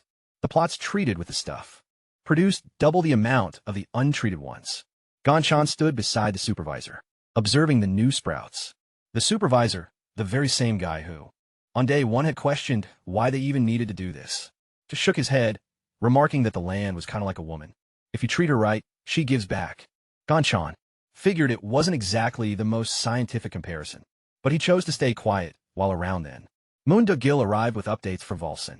Those steel blades from Hasagan had caused a massive stir in the marketplace. The neighborhood smiths were absolutely livid, since their own iron blades were worse in pretty much every way. Traders were practically fighting for a chance to buy them. The rate Gonshin had fixed with a whole third cheaper than in the capital, yet with better craftsmanship. Dijil mentioned that by next month, he'd be able to move twice the volume, 3 times as much, honestly, whatever amount he wanted. The market was bottomless. Gonshin gave a nod, but gave a heads up that scaling up the output was going to be a gradual process. First, supplying equipment for Hasagun itself, and only then for commercial trade.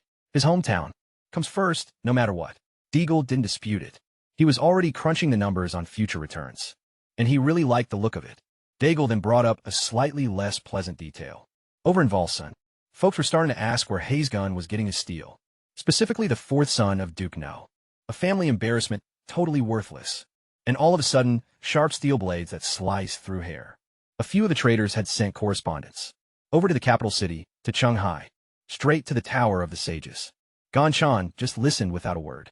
He knew this was going to happen.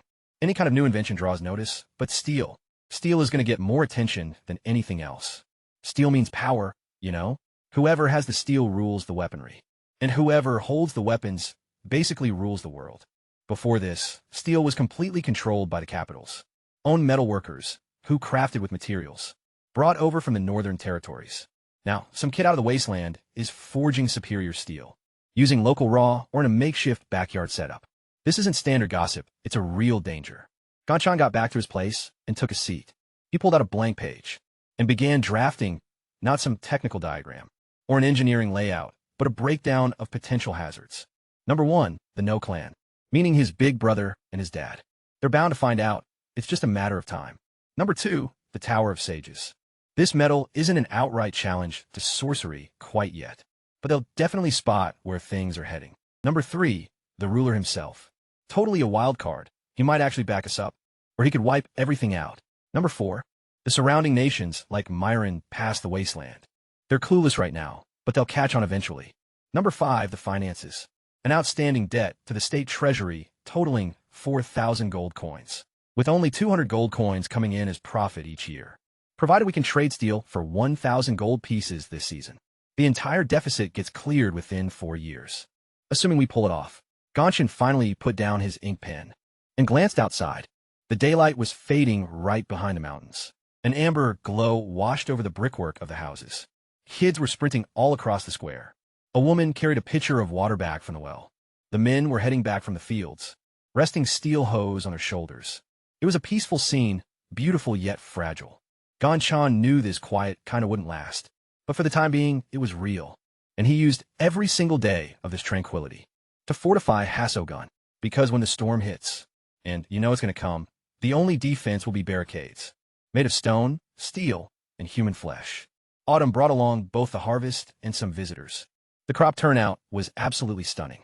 The wheat grew thick like a solid wall, and the pea pods were stuffed to bursting. The flax, grown from the seeds the gill brought over, finally yielded its very first yield. Oilseeds fully ripened down on the southern hillsides, where Gonshin had mapped out dedicated patches, shielded from gusts by some portable windbreaks. The overall yield ended up beating Hasagun's demands by 3 times. For the first time ever in this region's history, they didn't just have enough food to get by. They had plenty to spare. Gonshin handled the surplus with absolute precision. One part went straight into emergency supplies, kept in a brick storehouse with elevated floors and vents. He point-blank told Sohyan that moisture and pests, stuff like that, ruins grain. The raised platform stops dampness from seeping up out of the dirt. The ventilation shafts keep the crops from rotting, and the felines deal with the mice. Sohyan took note of that, and she went and got 4 felines. Another part was for trade.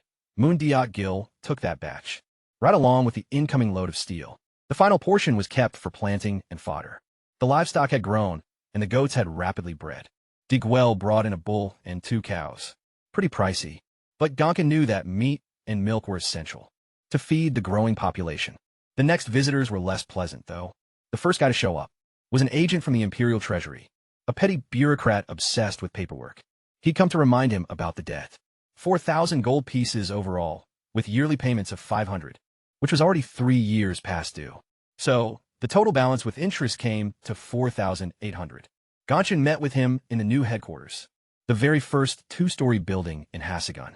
It had brick tiles, hardwood floors, and real glass windows. Yeah, actual glass. Gonshin had set up a glass-making shop a month back. The panes were kind of cloudy and full of bubbles. Definitely far from perfect, but they were see-through, letting the daylight filter in a world where glass was a massive luxury, reserved strictly for the imperial court and the Tower of the Wise. Having glass windows in the main office of some backwater county was a real power move. The bureaucrat noticed them and immediately started stammering before finally collecting himself. Then he handed over the bill. Gonshin checked out the figures, reached into his desk drawer, and pulled out a sack, dumping the gold coins right onto the table. Exactly 500 for the annual installment.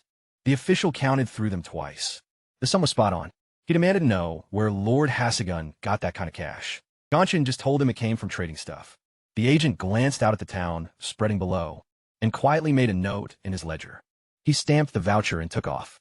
Gonshin was well aware this officer's report would hit the Ministry of Finance, and from there, the news would leak straight to the ruler, to his counselors and the prominent noble families, that the Duke's fourth child had cleared the shogun's yearly dues, with just one single payment, coming from a region that barely 3 years back couldn't even scrape up 100 gold coins.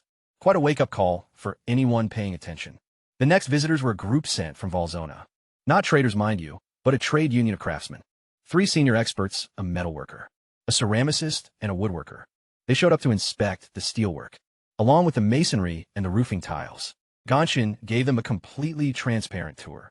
He guided them right through the production lines, showed them around the brickworks, brought them over to the smelting furnace, and demonstrated how the structural arch functions. The experts took it all in without saying a word. The metalworker hailing from Valzona, who was an old hand at the craft, picked up Falsu's steel blade and examined it in his grip for a good long while, before setting it down and admitting that in 3 decades of labor, he'd never encountered an alloy quite like that. He inquired about the production method. The ceramicist outlined the process in a general sense, mentioning a high-heat forge with superheated air pumping through it, but he didn't really get into the specifics. The artisans left looking pretty lost in thought. Gonshin anticipated what they'd report to their union.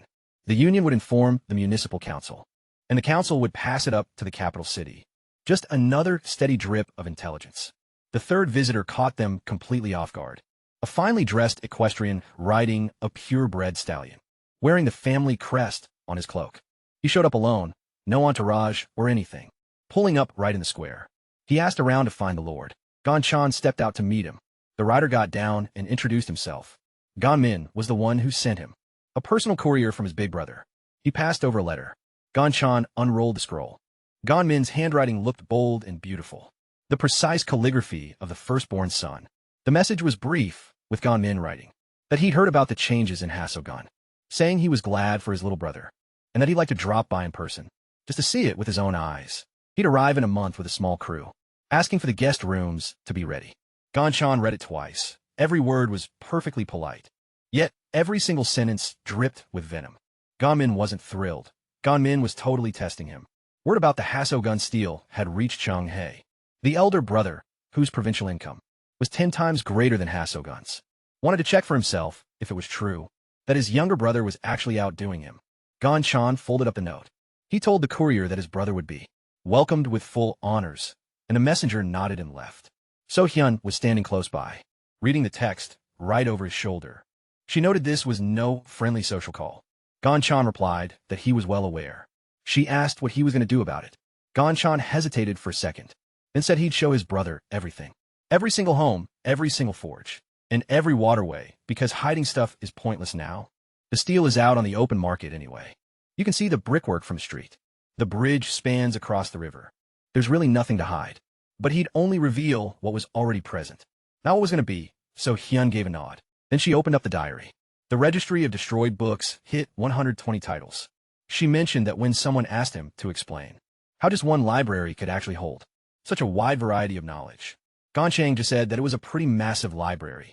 She stared at him for a good while. She didn't buy it, but she didn't press further.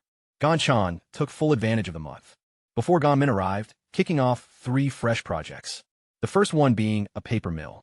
In this neck of the woods, paper was crafted from silk, costly and hard to find. Barely 4% of the folks could read or write. And the paper issue was partly to blame. Without affordable paper around, you don't get cheap books without books. There's no learning without learning. There's zero progress. Ganshin knew the trick to making paper from plant fibers. The flax they'd harvested was the perfect material for it. The stems were left to soak, then cooked down in a solution of wood ash lye.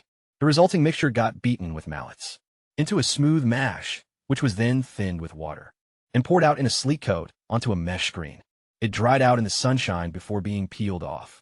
The paper was a bit textured, tinted yellow, with visible strands when held up to the light. But hey, it's paper. You can write stuff on it. Sketch or print. The production cost for one page runs 10 times cheaper than the silk alternative. The second venture was a school. Ganshin designated one of the new properties as a study hall. He ended up appointing So-hyun as the teacher. She fought it, though, claiming she could barely read or write herself. But he told her that she was actually the only literate person in Hasogud, which basically made her the most qualified person for the job. So-hyun just scoffed, but she agreed to do it. Every single morning, around 30 kids between 7 and 12 years old showed up for class. So-hyun taught them reading and writing using paper, straight from her own workshop, along with goose quills and some ink made out of soot and glue. Ganshin wrote the whole textbook by himself. Just basic literacy math and the fundamentals of weights, measures, and hygiene. At 30 pages, it was the first actual textbook in the history of Hasogun. Then came the third project, the wall. It wasn't for looks, it was for defense. A massive stone wall surrounding the city. Ganshin knew that Hasogun's growth was going to draw in more than just merchants and government officials. All kinds of gangs were roaming the desert border, deserters, nomads, and the usual scum from the outskirts of Murian. Up until now, they'd left Hasogun alone, mostly because there was nothing there to steal. But things were different now. The wall was designed using a pretty straightforward blueprint, 4 meters high, 2 meters wide at the base, and narrowing to 1 meter at the top. It was stone masonry set in concrete. We're talking actual concrete here, not just regular lime mortar. Ganshin had finally tracked down the right component. That pumice from the Western Ravine turned out to be a whole lot more than just pumice. It was actually volcanic tuff. Once finely ground and mixed with slaked lime, it triggered a pozzolanic reaction, creating genuine Roman concrete, the exact same stuff that's kept the Pantheon standing for over 2,000 years. The concrete cured within 24 hours, solidifying fully in just a week. By month 1, even a sledgehammer couldn't smash it. Any fortification built with this mix could easily take a hit from a battering ram. Work on the barricade kicked off on the southern front, since that was the most likely direction for an attack. Because of that, Dao personally ran the operation. His workforce had expanded to 60 men, operating around the clock in 2 shifts. The wall shot up by 20 meters daily. When Ganmin pulled up, a fourth of the structure was done, specifically the south side and a bit of the east. He rode and accompanied by 10 cavalrymen, his personal security detail, all clad in heavy armor. They carried swords and looked striking, yet highly dangerous. Ganmin climbed down from his horse at the portal. He looked exactly like Ganshin's recollection, pulled straight from the previous owner's memories. He was looming and broad-shouldered, possessing an attractive face with sharp contours. His gaze was freezing and critical, a spitting image of his dad, except far younger and way more ruthless. He took in a massive wall and the brick masonry, the bridge, and the glass window panes on the main office hall, not to mention the paved courtyard and irrigation lines. Townspeople wore tidy clothes and carried proper gear. Ganshin watched his expression shift, moving from inquisitiveness to sheer disbelief, then total bewilderment, and finally something sinister and heavy. Turning toward Ganshin, Ganmin flashed a grin, though the warmth never actually made it to his eyes. He remarked that his little brother had caught him off guard. Ganshin offered a low bow, showing the proper respect a younger sibling owes an elder. He then welcomed him inside, giving him a tour of the town and guiding him through the shops. Ganbin inspected everything closely, tossing out various inquiries. His questions focused on the volume of steel the foundry turned out, what the yearly revenue was, how many folks labored on the wall, and where they came from. Ganshin gave honest answers to every single question but one. When Ganmin asked how he'd learned all this stuff, Ganshin replied that he'd read it in a book, a really ancient one that had since burned. Ganmin stared at him, obviously not buying it, but he didn't press the matter. The entire visit lasted 3 days. Ganmin behaved impeccably, being polite and courteous. He praised the wall and admired the bridge, testing the steel with an approving nod. On the 3rd day, right before heading out, he got Ganshin alone. His smile completely vanished. He warned that their father would be displeased, since a younger brother shouldn't outshine the elder. That kind of broke the established order, you know, bringing total disgrace upon the clan. So he proposed a workaround.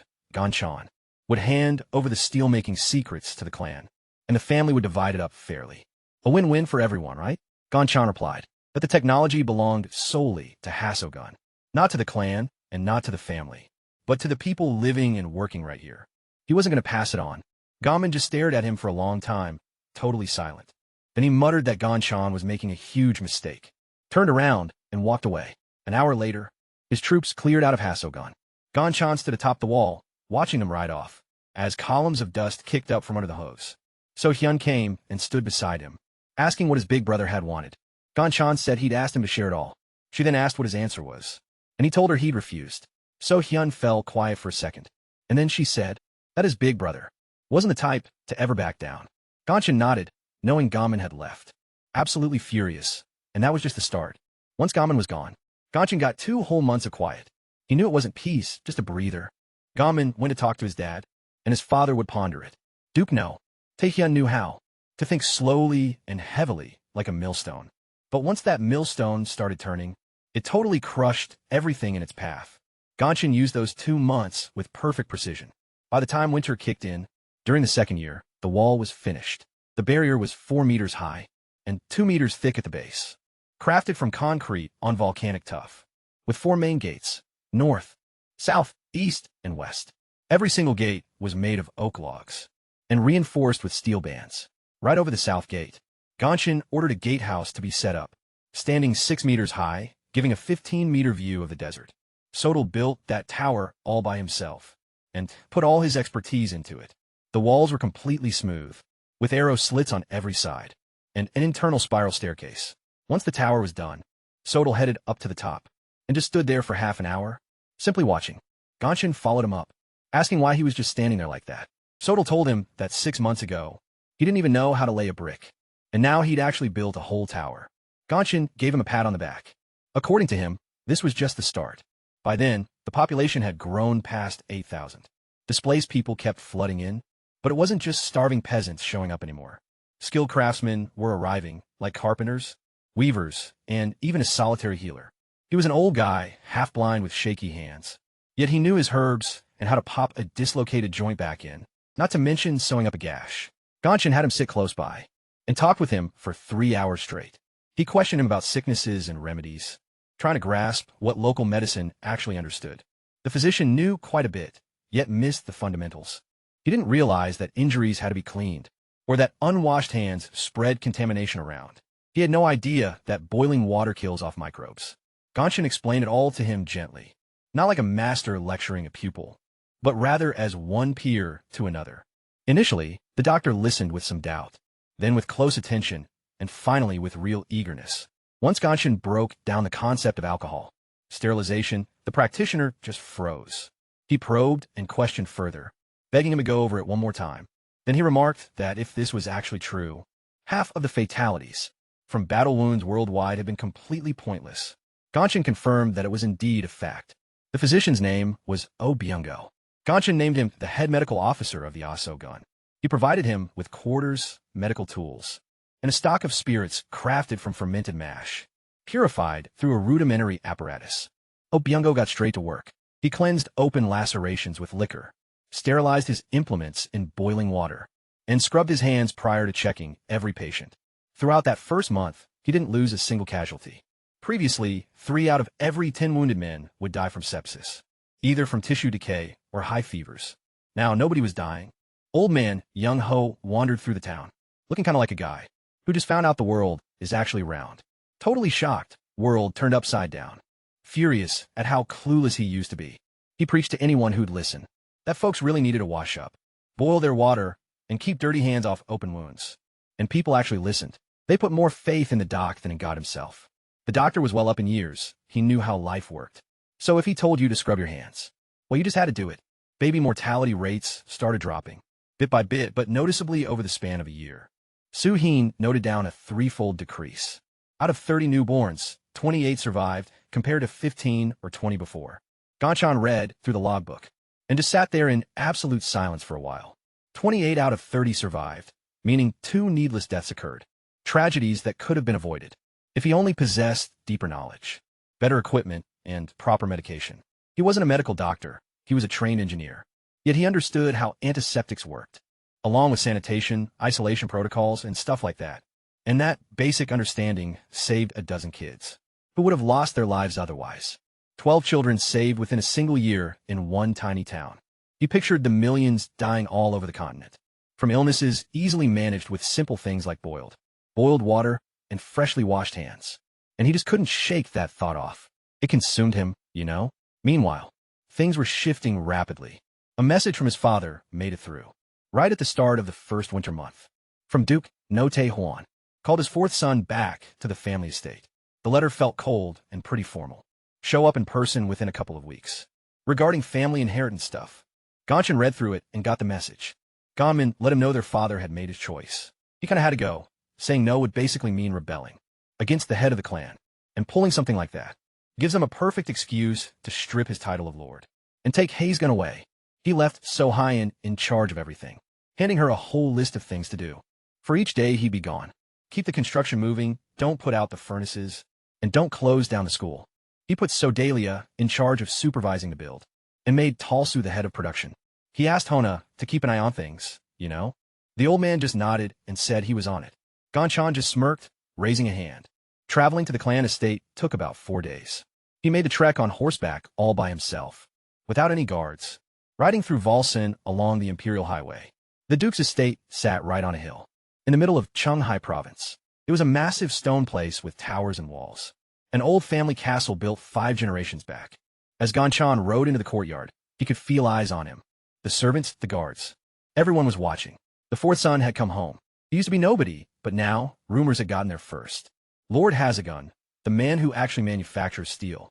His father met with him in the main hall, completely alone. No brothers around, no advisors. Just the Duke and his fourth son. But Tae-hwan sat there in his chair like a total rock. Absolutely huge and completely still, with the family's silver hawk on the wall right behind him. He stared at Gonshin without saying a word. A minute or two passed. By minute 3, Gonshin just stood there waiting. He recognized this move, mind games through silence. Back in his past life, clients on the building sites pulled the same stuff. They'd stay completely quiet, just waiting for the contractor to kind of lose their nerve and cave in. But Gonshin wasn't sweating it. He was an engineer. Engineers were totally used to dealing with pressure. At last, the Duke finally spoke. He claimed Gonshin was bringing disgrace upon the family. The youngest son is never supposed to outshine his elder. It breaks the hierarchy. It defies tradition. It goes completely against the clan's laws. He demanded that Gonshin surrender all his technology to the clan. Everything, the steel, the concrete, bricks, and glass. Every single thing he developed had to be handed over to the family, to be parceled out based on birth order. Gonmin would get first dibs since he's the eldest. That's just how the world works, you know? Gonshin listened without uttering a sound. Then he answered calmly, showing no disrespect, yet standing his ground. He explained that tech isn't the kind of thing you can just pass down, like a sack of grain. It's about expertise and skills, and the actual people who hold them. Giving someone blueprints for a blast furnace is completely useless if there's no expert around who knows how to run it. Handing over schematic drawings means nothing if you don't have anyone who knows for sure what type of stone is required and exactly what temperature to bake it at. Instead, he put forward a different idea, not a transfer of the technology itself, more like a commercial pact. Hasogun provides the clan with metal, bricks, and glassware straight at cost, no profit. The clan gets the top-tier materials in the empire, cheaper than anyone else. Hasogun keeps its manufacturing and staff intact, so everyone wins. The Duke listened, completely stone-faced. Once Gonshin wrapped up, the Duke uttered a single phrase. He claimed Gonshin was basically ignoring his father's wishes. It wasn't an argument, just a plain statement of fact. In the way this world works, defying your own father was pretty much treason. Gonshin answered that he wasn't resisting him. He was just offering a better alternative. The Duke stood up, towering a full head over Gonshin, and twice as broad. He stepped closer, staring down at him, and told Gonshin he had exactly 2 months. If the tech wasn't handed over by then, the Duke would petition the Emperor to revoke the position. Hasogun would then be given to Gonmin, and Gonshin would be summoned back home without a title, stripped of land, and left with nothing, just a nobody all over again. Gonshin bowed and walked out, his hands perfectly steady. His voice didn't shake, but as he mounted his horse and galloped away from the property, he clutched the leather reins so hard that his knuckles turned stark white. 2 months. On the journey back, he didn't take a single break, riding hard until nightfall. After just 4 hours of sleep, he was back riding again. He made it back to Hasogun in 3 days instead of 4. So-hyun was waiting by the entrance. She took one look at his expression and knew everything. She asked how much time they had. He muttered, 2 months. She gave a nod and asked what the plan was. Ganchan's response was to step on the gas. 2 months isn't going to cut it to talk terms with the Duke, but it's plenty of time to make Hasogun so valuable that stripping it away would cost way more than keeping it. He pulled up a chair and started mapping things out. He had to completely revamp Hosogun from just a moderately successful county into a totally vital economic powerhouse. The kind of place you couldn't just hand over to some other lord without everything completely falling apart. Because, stuff doesn't just hold up on blueprints. Everything rests squarely on a single person, the one who actually gets why the arch stays up. And that guy isn't going anywhere. 2 months, 60 days. Ganchan meticulously planned out every single one. First order of business, the treasury debt. 4,000 gold pieces, minus the 500 already settled, leaves 3,500. If he wipes the slate clean, Hasogun is officially square with the Empire, and a debt-free district is way harder to just grab. They need an excuse, and that debt could have given them one. Without it, they're kind of running out of excuses. Ganchan sent for Moon Deagle. He showed up a week later, and Ganchan pitched him a deal. The main trading firm would cover Hasogun's remaining treasury tab, all 3,500 gold pieces. In exchange, they'd lock down a 5-year contract, gaining sole rights to transit and trade brokering, plus a flat-rate advance for the first year's freight. Deagle crunched the numbers. 3,500 gold pieces. That's the whole yearly revenue for a mid-sized trading firm. Back in Volson, quite a hefty sum, but he'd seen Hasogun firsthand.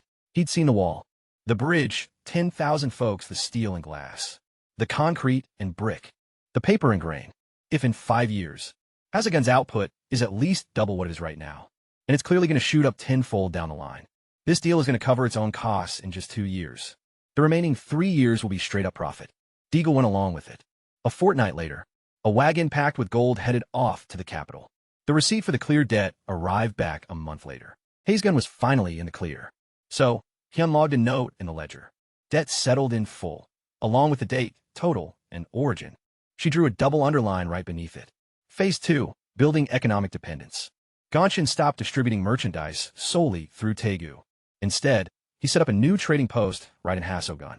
Now, any tradesman could drop by and buy firsthand.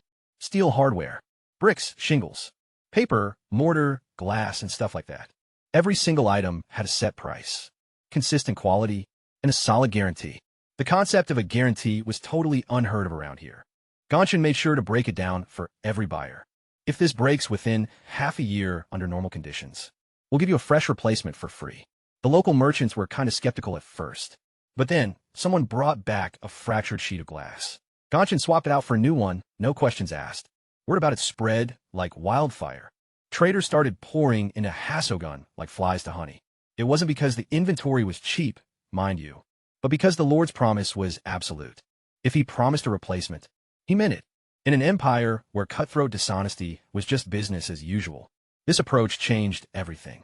By the time the first month wrapped up, the bazaar was up and running every single day, drawing in 20 to 30 vendors at any given time. Wagons crowded the streets as tents popped up past the wall.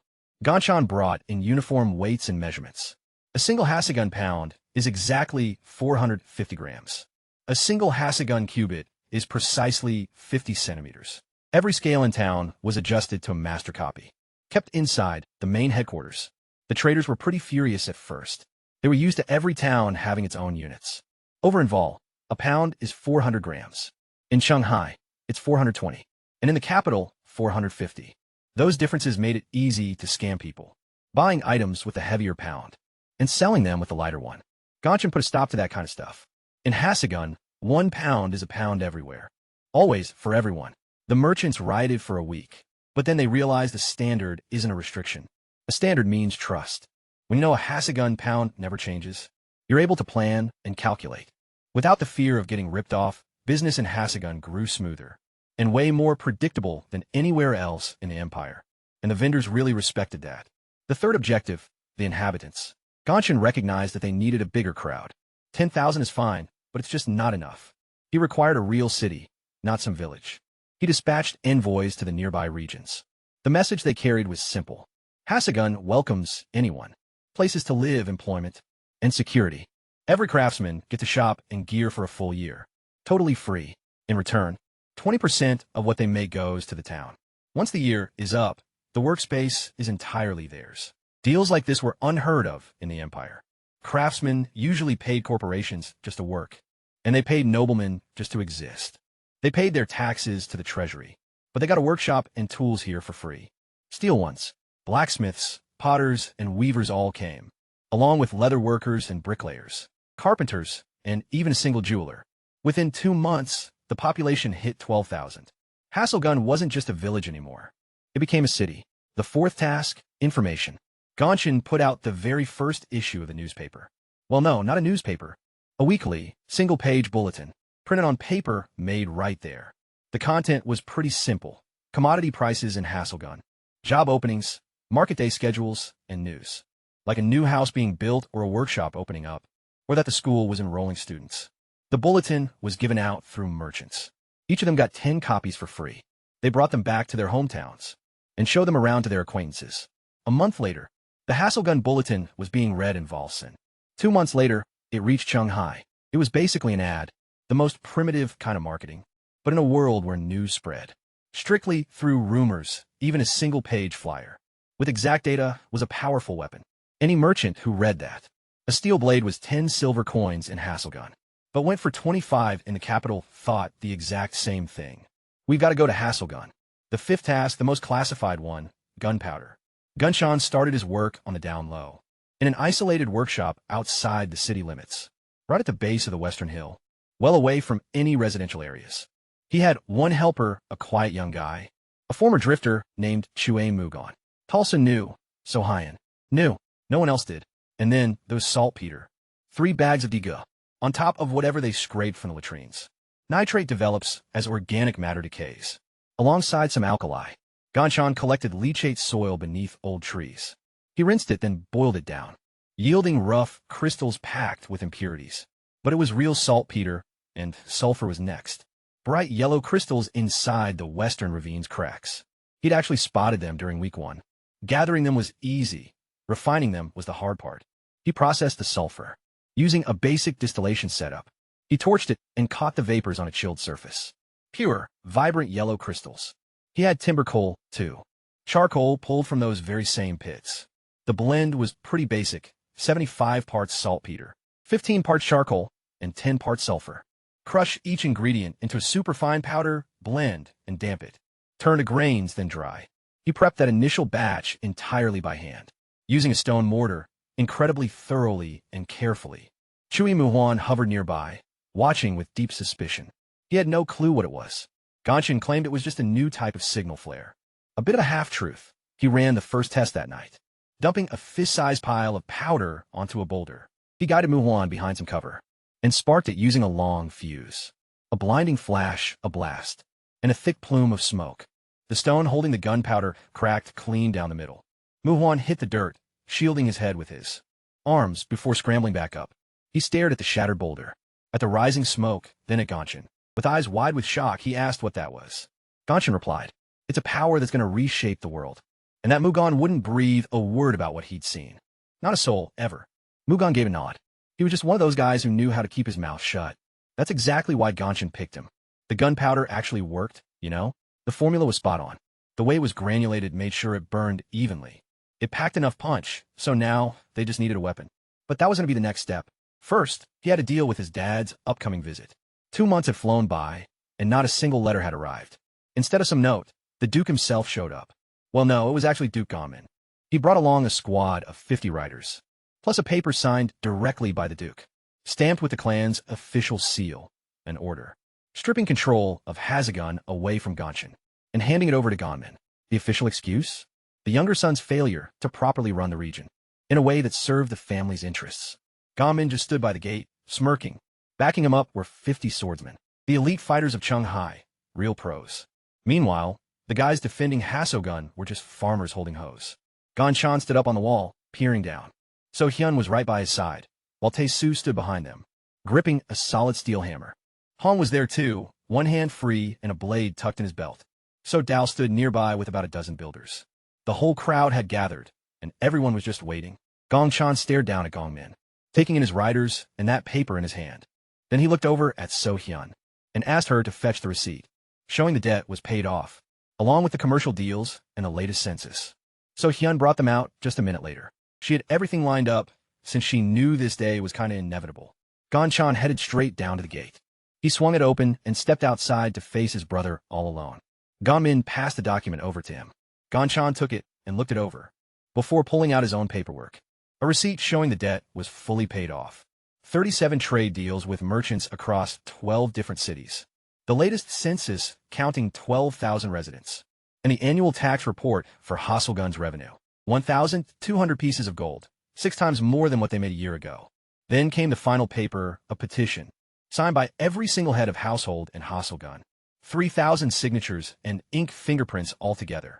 The message itself was simple. The people living in Hasselgun implore the Imperial Chancellery to keep Lord Gon-chan as our governor. He provided us with water, homes and jobs, plus food and safety. We don't want any other master.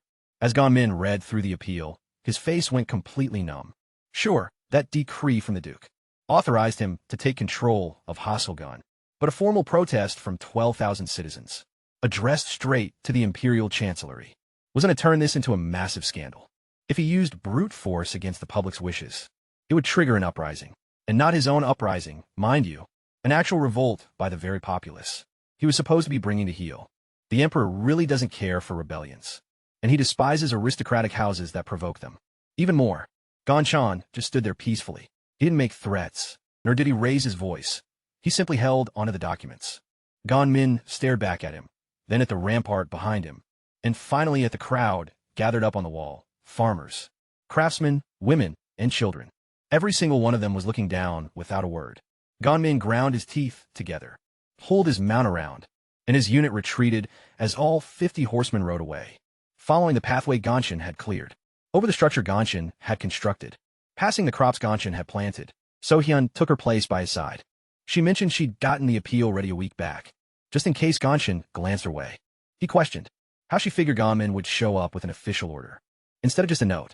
So-hyun answered that she wasn't certain, but she knew her big bro wasn't the type to write things out twice. Gon-chan gave a nod. Then he remarked that this wasn't the conclusion. Gon-min had backed off, but he hadn't quit.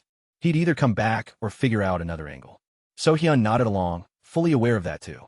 Even so, they had held their ground today, and tomorrow would take care of itself. Gon-min had retreated, yet the stillness following his exit was misleading. Gon-chan realized the strike would hit from a different angle. The appeal had blocked his brother, though not his father. Duke No-hwan wasn't accustomed to losing, and he definitely wasn't used to falling short against his fourth son. Still, Gon-chan had no time to sit around for the family's next strike. He was awaiting a different visitor, and that visitor showed up 3 weeks after Gon-min had left. A trader's cart traveling from the south rolled into Hasselgun, followed closely by 2 mules, packed down with bundles of silk and seasonings. The driver was an older fellow with a sun-weathered face, and a young lady was seated right beside him, around 22, with dark tresses tied up in a basic bun, wearing trader's clothes made of pricey material. Yet tailored simply, she scanned the area with total joy that she actually forgot to shut her mouth, staring at a wall with her eyes wide open. She checked out the brick homes and started counting under her breath. She glanced over at the bridge and slipped a little notepad out of her sleeve, quickly sketching stuff right in front of everyone. She was easily the worst spy in the history of espionage. Her name was Yun-nadi, Princess of the Madong Kingdom, daughter of King Yun-tessen, sister to General Yun-tu, sent by her father posing as a traitor, to see if the rumors about the incredible city on the border were actually true. Gon-chan caught wind of her 2 days after she arrived, since Hyun reported that the new merchant was asking way too many questions. She's kind of fixated on the wall, the blacksmith shop, the melting furnaces, and she's jotting down everything in a notepad. Gon-chan went over to check it out himself. Nadi was standing right by Tao Su's blast furnace, drawing it in her notebook in full detail, using dimensions she figured out by pacing around. Tao Su stood close by, just watching her, with the kind of look you give a kitten, trying to swat at a fly. Gon-chan walked over. Nadi noticed him and tucked the notepad behind her back. Fast but totally awkward. The notebook slipped and fell open to the page, showing the furnace sketch as a heavy silence filled the air.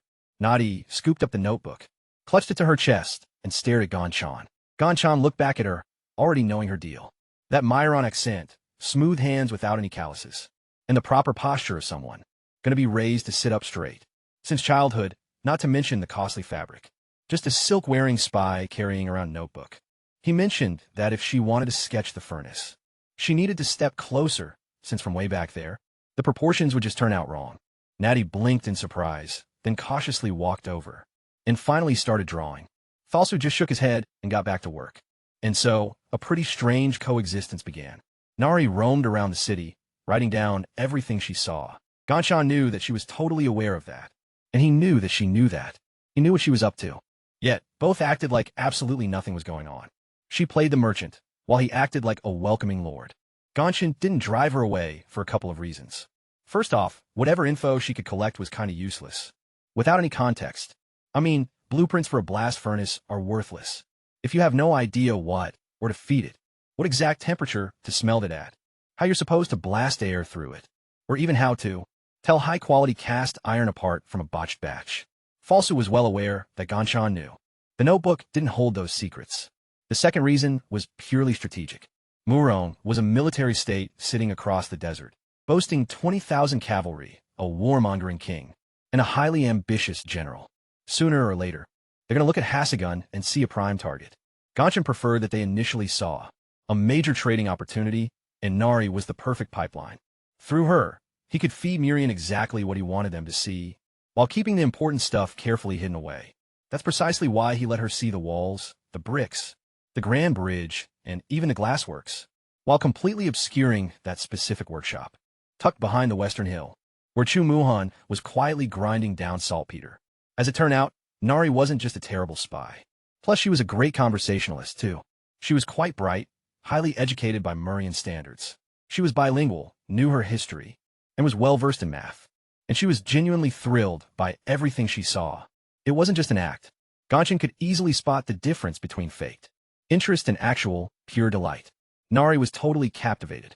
Pausing right before the vaulted bridge, she inquired how the stone stayed up without any overhead reinforcement, so Ganshan explained the mechanics of the archway. Nari took it all in completely wide-eyed.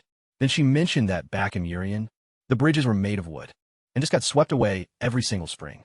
Ganshan countered that stone lasts a whole lot longer. She locked eyes with him. Then why doesn't anyone use stone anymore? Ganshan just shrugged. Probably cause nobody's read the right books. Nari chuckled, then followed up by asking what kind of books. Ganshan answered that they were ancient, charred ones. Nari stopped laughing and gave him a serious look, jotted a few things down in her notepad. Meanwhile, Ganshan kept making steady headway. The year was drawing to a close. His very first full year in Hasagun. He reviewed the numbers. A population of 12,000. It used to be just 3,200, making it a fourfold increase. Total revenue reached 1,200 gold pieces. It started at a mere 200, so that's a six-fold jump. Outstanding debt? 0. Down from a heavy 4,000. Monthly steel production hit 120 units, up from absolutely nothing. Brick manufacturing reached 10,000 blocks a month, whereas it used to be non-existent. Even the grain yield was 3 times larger than the typical imperial average. For an area of that size, the literacy rate hit 12%. Before, it was 0. Infant mortality dropped by 2/3. Not a single epidemic. The data was seriously impressive. But Ganshan knew every milestone kind of put a target on his back. So he moved right on to the next phase. The gunpowder was ready, and the formula was perfected. They had 200 pounds of dry powder stockpiled. Now, he just needed a weapon.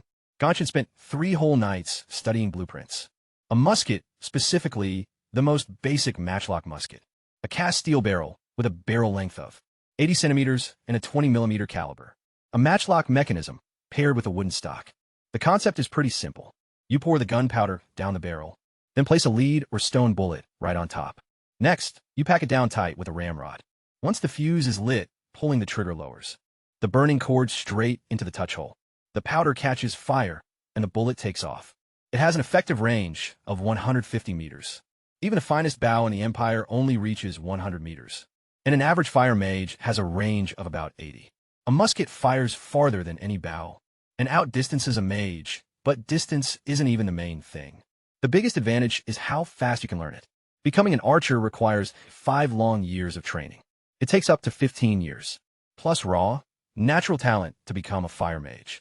But to become a musketeer, it just takes 3 weeks for literally any peasant. Just 3 weeks.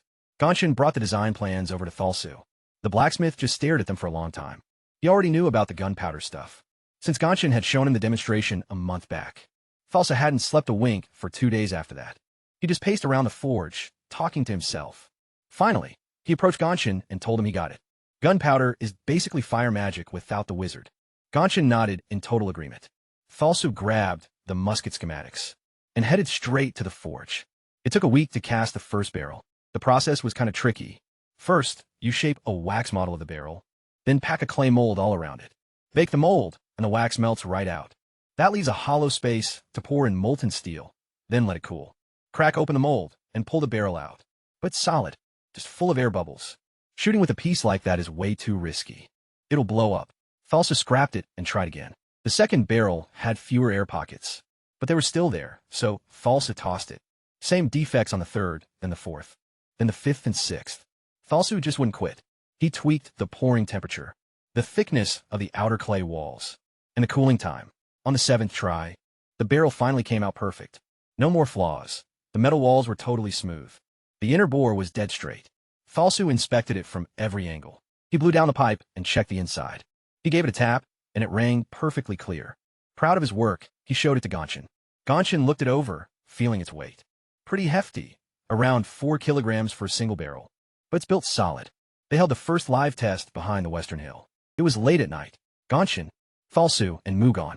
Nobody else was around as they loaded the musket. A measure of powder and a lead ball. Gonshin didn't want to use stone. Lead is softer, so it shapes to the barrel. It has a much tighter fit in the bore. It flies way more accurately. There wasn't a lot of lead, but it was enough for the test. Thalsu ignited the fuse and rested the musket on his shoulder, just like Gonshin had shown him. He took aim at a wooden shield 100 meters away, and he squeezed the trigger. A massive roar shattered the night silence. Flames erupted right out of the barrel. Through a cloud of smoke, the recoil knocked Thalsa back a step. Regaining his balance, he looked over at the shield. The bullet had punched right through it, lodging deep into the tree behind it. Thalsu slowly lowered the musket. He glanced over at Gonshin, his face completely pale. He murmured that this kind of changed everything. Gonshin replied that this was exactly why nobody could know about it. At least for now. Thalsa nodded. He understood. Bows and swords are the kinds of weapons you can counter, with another bow and another sword. But a musket is a weapon that can't be countered. Not yet, not until someone copies it. And to replicate it, you've got to know the formula for gunpowder, and the technology to cast the barrels. That takes time. Months, or maybe even years. Gonshin headed back to the city, his heart heavy. In his past life, Park Jun-ho used to build bridges. Bridges connect people, but a musket just kills. He had introduced a weapon to a world that knew nothing of it. Yet, he knew it was absolutely necessary. Without those muskets, Hasogun wouldn't survive the first serious attack. The wall might delay them, but it wouldn't stop the army. But muskets would stop them cold. And yet, whenever he thought about the formula for gunpowder, other formulas would surface in his mind. TNT, dynamite, napalm, nuclear fission. He saw exactly where this was going. He recognized the ultimate endgame of this journey. But he just kept moving forward anyway. Because dysentery is killing people right here and now, while the atomic bomb is like 500 years away. He didn't have the right to choose a comfortable pace at the expense of other people's kids. At night, he'd lie on the roof, just staring up at the sky. The Milky Way stretched brilliantly from horizon to horizon, so quiet, beautiful and serene. Somewhere down below, over at the Thalsu smithy, a second barrel was currently being cast. Somewhere in the workshop, Muhan was grinding down saltpeter. Somewhere in a room, Sohyan was logging lead costs into a ledger. The world was shifting quietly, almost imperceptibly, and irreversibly. The spring of the second year brought 2 major events. The first one was great, but the second, not so much. The good news was the harvest. The fields, farmed using the 3-field system, along with compost, fertilizer, and steel plows, produced totally unprecedented results. The wheat grew all the way up to the waist, with heavy, fully developed ears. The peas packed the pods, so tightly that they weighed down the stems. The flax shot up higher than a grown man. The oilseed crops out on the southern slopes, blazed with bright yellow blossoms, stretching out as far as the eye could see. The yield actually exceeded the city's requirements 4 times over. Fourfold. Haselgun wasn't just managing to feed himself anymore. He could actually sustain others. Gonshin dispatched the initial grain shipment to Volsen via the Amundi Jil Trail, 100 sacks of wheat, 50 sacks of peas, and 20 bales of flax. The shipment rolled out first thing in the morning. It came back a fortnight later with gold and provisions, copper, tin, and pigments, plus spices and textiles. And some news, kind of grim news. The Tower of Sages had dispatched an inspector. His name was Quan Sinu, a 35-year-old, third-tier wizard who specialized in hydromagic. He made his entrance in a hasagun on a white stallion, dressed in azure robes adorned with silvery glyphs. He looked grand, yet incredibly arrogant, carrying a missive bearing the Grand Sage's mark. Shu Yisung, the document explained that the institution was anxious over whispers of strange happenings in Hasagun, like blasts and novel alloys, metals outclassing imperial steel. So the tower is deploying an investigator to check out the situation. Full compliance is highly recommended. Ganshan scanned the message and read between the lines. Compliance is welcome basically meant you don't have a choice. See, the Tower of Sages wasn't just some standard guild of sorcerers. It was an absolute monopoly. The realm's exclusive, legally sanctioned grip on mystical forces. Wizards mended wounds, wizards constructed cities, and wizards waged wars. For every single task, the guild demanded payment. A massive one, too. A water mage could top off a well in an hour, but it'll run you 50 gold. A pyromancer could liquefy iron, or with a look, that's 100 gold. A medic could wipe out an outbreak in some hamlet, costing 500 gold.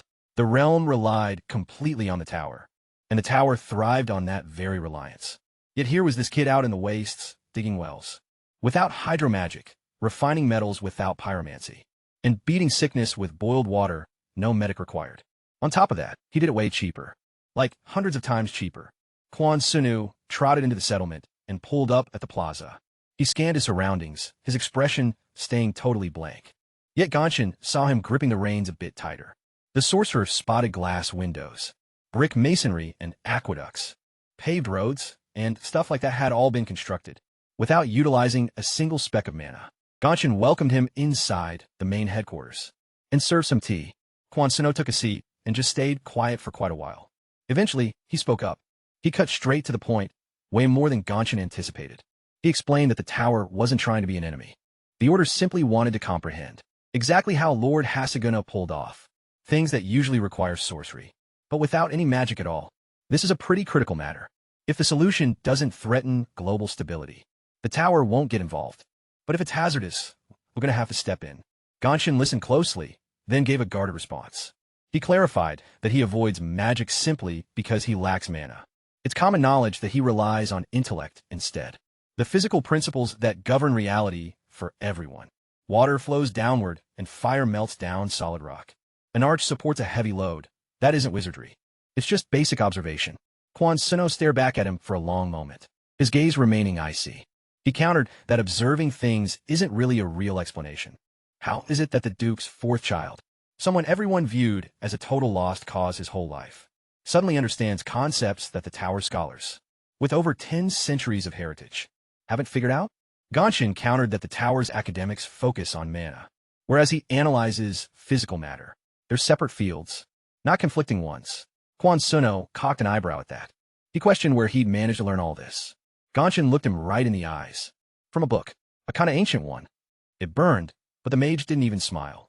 He stood up and said that he'd be staying in Hasagon for a while. He's going to just observe, not interfere. Just watch. He asked if they could set him up with a place. Ganshan sorted it out. One of those new brick houses with actual glass windows, complete with a stove and fresh well water. Quan Shinu checked out the place. He felt the walls, looked out through the glass, and turned on the tap. Yep, running water. Ganshan had set it all up a month ago. Ceramic pipes with a glazed lining inside. Water ran down by gravity from a hilltop reservoir, which got filled up from the lake through a canal. The pressure was kind of low, but it was enough to keep the faucet flowing. A water mage would charge 50 gold coins just to fill up a single well. But Ganshan's water system, it supplied the entire city, completely free, forever. Quan Shinu twisted the handle back, and the stream cut off. He just stared at that faucet for a long time, then walked out without saying a single word. Ganshan knew that every single day, the sorcerer spent in town meant another dispatch to the tower, and every single report would say the exact same thing. Hasagon's technology is replacing magic. It's cheaper, more reliable, and far more widespread. The real question was how the tower would respond. Keeping tabs on them was just the first phase. As for what their next move might be, Ganshan didn't want to second-guess it. He wanted to be ready. So he ramped up musket production. Thalsu finally cast the barrels right on the 7th try. He finally figured it out. And after that, every single barrel turned out flawless. Making 2 barrels weekly, woodworkers crafted the stocks. Mugan did it with Thalsu, keeping an eye on things. By the start of summer, Ganchan had 20 muskets ready. Drills began once he picked 40 young, robust guys who knew how to take orders.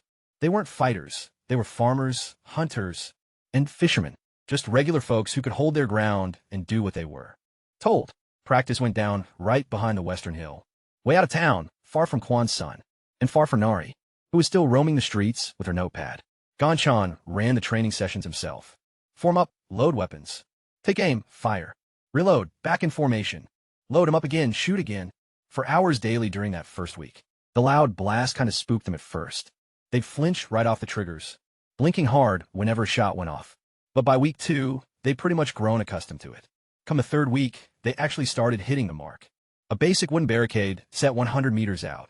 By the time a month wrapped up, 8 out of every 10 rounds were striking home. Honestly, that was plenty. A musket isn't meant for precision sniping.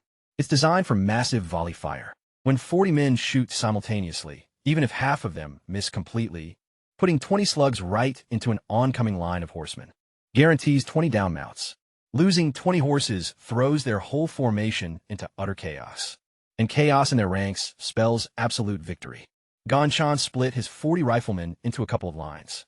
The front line shoots while the row behind them reloads. The first line falls back, the second steps up to unleash hell, while the first group manages to reload in the meantime. Then they press forward again, maintaining a non-stop barrage. Over in Europe, this was known as a caracal. Around here, it didn't have a name, because it just didn't exist yet. In the meantime, Nari was turning into a real issue. Not because she was doing spy stuff. Ganchan was pretty much used to that. It was more like she kept pitching in without even being asked. She noticed the school was kind of running low on teachers. So she went up to Sohyan and offered to help out. She knew math, and honestly, she was great at it. Better than pretty much anyone in Hasogun, except Ganchan himself. Sohyan gave her a pretty skeptical look, then glanced at Ganchan, who just gave a little nod. So Nari started teaching, and the kids really took a liking to her. She was super cheerful and patient, you know?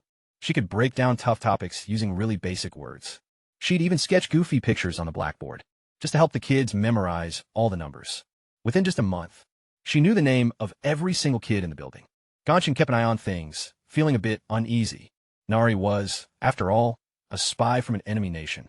Her dad could easily send an entire army here in 6 months. Yet here she was, helping Hasogun's children learn arithmetic. The world was just way too complicated. One evening, she caught up with him over by the wall. He was just standing there, taking in the sunset. She joined him, staying quiet for a brief moment, before mentioning that she'd sent a letter to her father. Ganchan didn't even bother to look over. He just asked what she'd written him. She told him that she had simply written the truth. That Hasogun was a place that logically shouldn't exist. That a solitary man, without a shred of magic or a whole army, had created something that vast empires couldn't even manage. She wrote that the walls were way tougher than the ones in Murin's capital, and that the steel was far superior to anything from the top blacksmiths around, and that the children here were actually learning to read and do math. About how water piped right out of the wall, and that she'd never witnessed anything quite like it. Ganchan then asked what else she'd put down. She hesitated for a second before replying. Don't launch an attack on Hasogun. Just trust me on this, don't attack. Ganchan faced her. She was staring back with total seriousness, completely smileless, without her notebook in hand. He questioned whether her father would even heed her words. Nari offered no reply, simply turning around and walking away. Ganchan stayed behind on the wall, already knowing the truth. King Mirian wasn't going to listen to his daughter. General Yin Ti Wu wouldn't listen to his own sister. 20,000 horsemen verente geinerholt. All because of some letter from a girl who'd fallen hard for a foreign city. The storm was rolling in, and Ganchan braced for it. The only way he knew how. By building. The summer of year 2 proved scorching and stifling. Ganchan was managing 4 separate fronts all at once. Front number 1, the economy. Hasogun's commercial center had evolved into the premier marketplace. Across the entire southwestern empire, 30 to 40 traders arrived daily, with fresh faces showing up weekly from Ulsan, from Namwon, and from Tungrim, even hailing from the capital. The steel implements were flying off shelves faster than Thalsu could strike them. Ganchan sorted out the production bottleneck. Rather than relying on a sole master smith, he established an assembly line. Thalsu handled smelting the steel and shaping the blanks, while the 4 apprentices he'd coached over the past year hammered those blanks into final, ready goods, everyone focusing on a single craft. The first crafted blades, the second made plows, the third focused on axes, and the fourth produced nails and basic hardware. Classic division of labor, kind of like Adam Smith. Back in the Middle Ages, output shot up 5 times over, climbing from 30 monthly units to 150. Ganchan then rolled out paper receipts. Not actual cash, at least not yet. These notes were backed by grain from the emergency reserves. A single receipt was worth 10 pounds of wheat, redeemable at the storehouse whenever you wanted. They could even be used to buy stuff around the Hosogun. Local merchants just mocked it at first, trading real gold for a scrap of paper, but then one guy decided to test it out. He walked away with his grain, a solid 10 pounds. No funny business. So a second guy gave it a shot, then a third. By the time summer wound down, the vouchers were passing hand to hand across town, valued just like silver. Ganchan didn't rush things, though. He figured he'd give them a year to get comfortable. After that, he's going to launch proper paper currency. But trust has to come first. Moving on to the infrastructure front, while the water lines were up and running, Ganchan wanted more, specifically a waste system. See, in medieval towns, filth just washed right down the streets, bringing horrific odors and outbreaks. Tons of flies and rats, you know? The entire plague started with the drainage system. Or rather, because there wasn't one. So he sketched out some subterranean conduits. Clay tiling, smoothly glazed on the inside, laid out at a 2-centimeter incline per meter. The waste drifted naturally out past the city bounds, straight into a catch basin where it could break down. They ran the liquids through beds of sand and grit, and within 6 months, the dried sludge turned into rich compost. A perfectly sustainable loop. Building the drainage network took a solid 2 months, and Dao was right there managing his workforce. They'd started out with just 10 guys and warped bricks, but now boasted a crew of 120 builders, working with the kind of accuracy that would have made the master artisans back in the capital jealous. Once the sewers went live, the whole city started smelling different. At first, folks didn't quite catch on to what exactly had shifted. Then it hit them. The stench was gone. For the very first time since this town was founded, the streets didn't smell bad anymore. The local physician, Obi Young Ho, strolled through the streets, crying tears of pure joy. He knew full well that waste was tied to illness, and now all that filth was being routed underground. He predicted they wouldn't see any outbreaks this year, and he was totally right. Front number 3, education. The academy had expanded to 3 classrooms, 90 kids, and 3 instructors. So Hein handled reading and literacy, while Nari covered math. The third educator, an ex-monk by the name of Yungyu, joined Hein in teaching history and legal fundamentals. Gong Chan ran 1 session a week himself, covering basic natural sciences. Stuff like why water boils, what makes a rock fall, and how an arch bears so much weight. They were basic questions, but with pretty complex answers. The students listened, totally mesmerized. To them, the world was packed with sorcery and spirits. A rock plummets, simply because the earth spirit drags it down, right? And water boils because the fire spirit is furious. Gongchan didn't bother debating the spirit world. Instead, he just showed them real experiments. He'd drop a stone and a feather from the exact same height. Sure, the stone drops way quicker, but not because the earth spirit prefers the stone further, but since air resistance slows the feather down in a vacuum. They'd actually drop at the exact same time. The kids then asked what a vacuum even was. Gongchan just smiled and told them.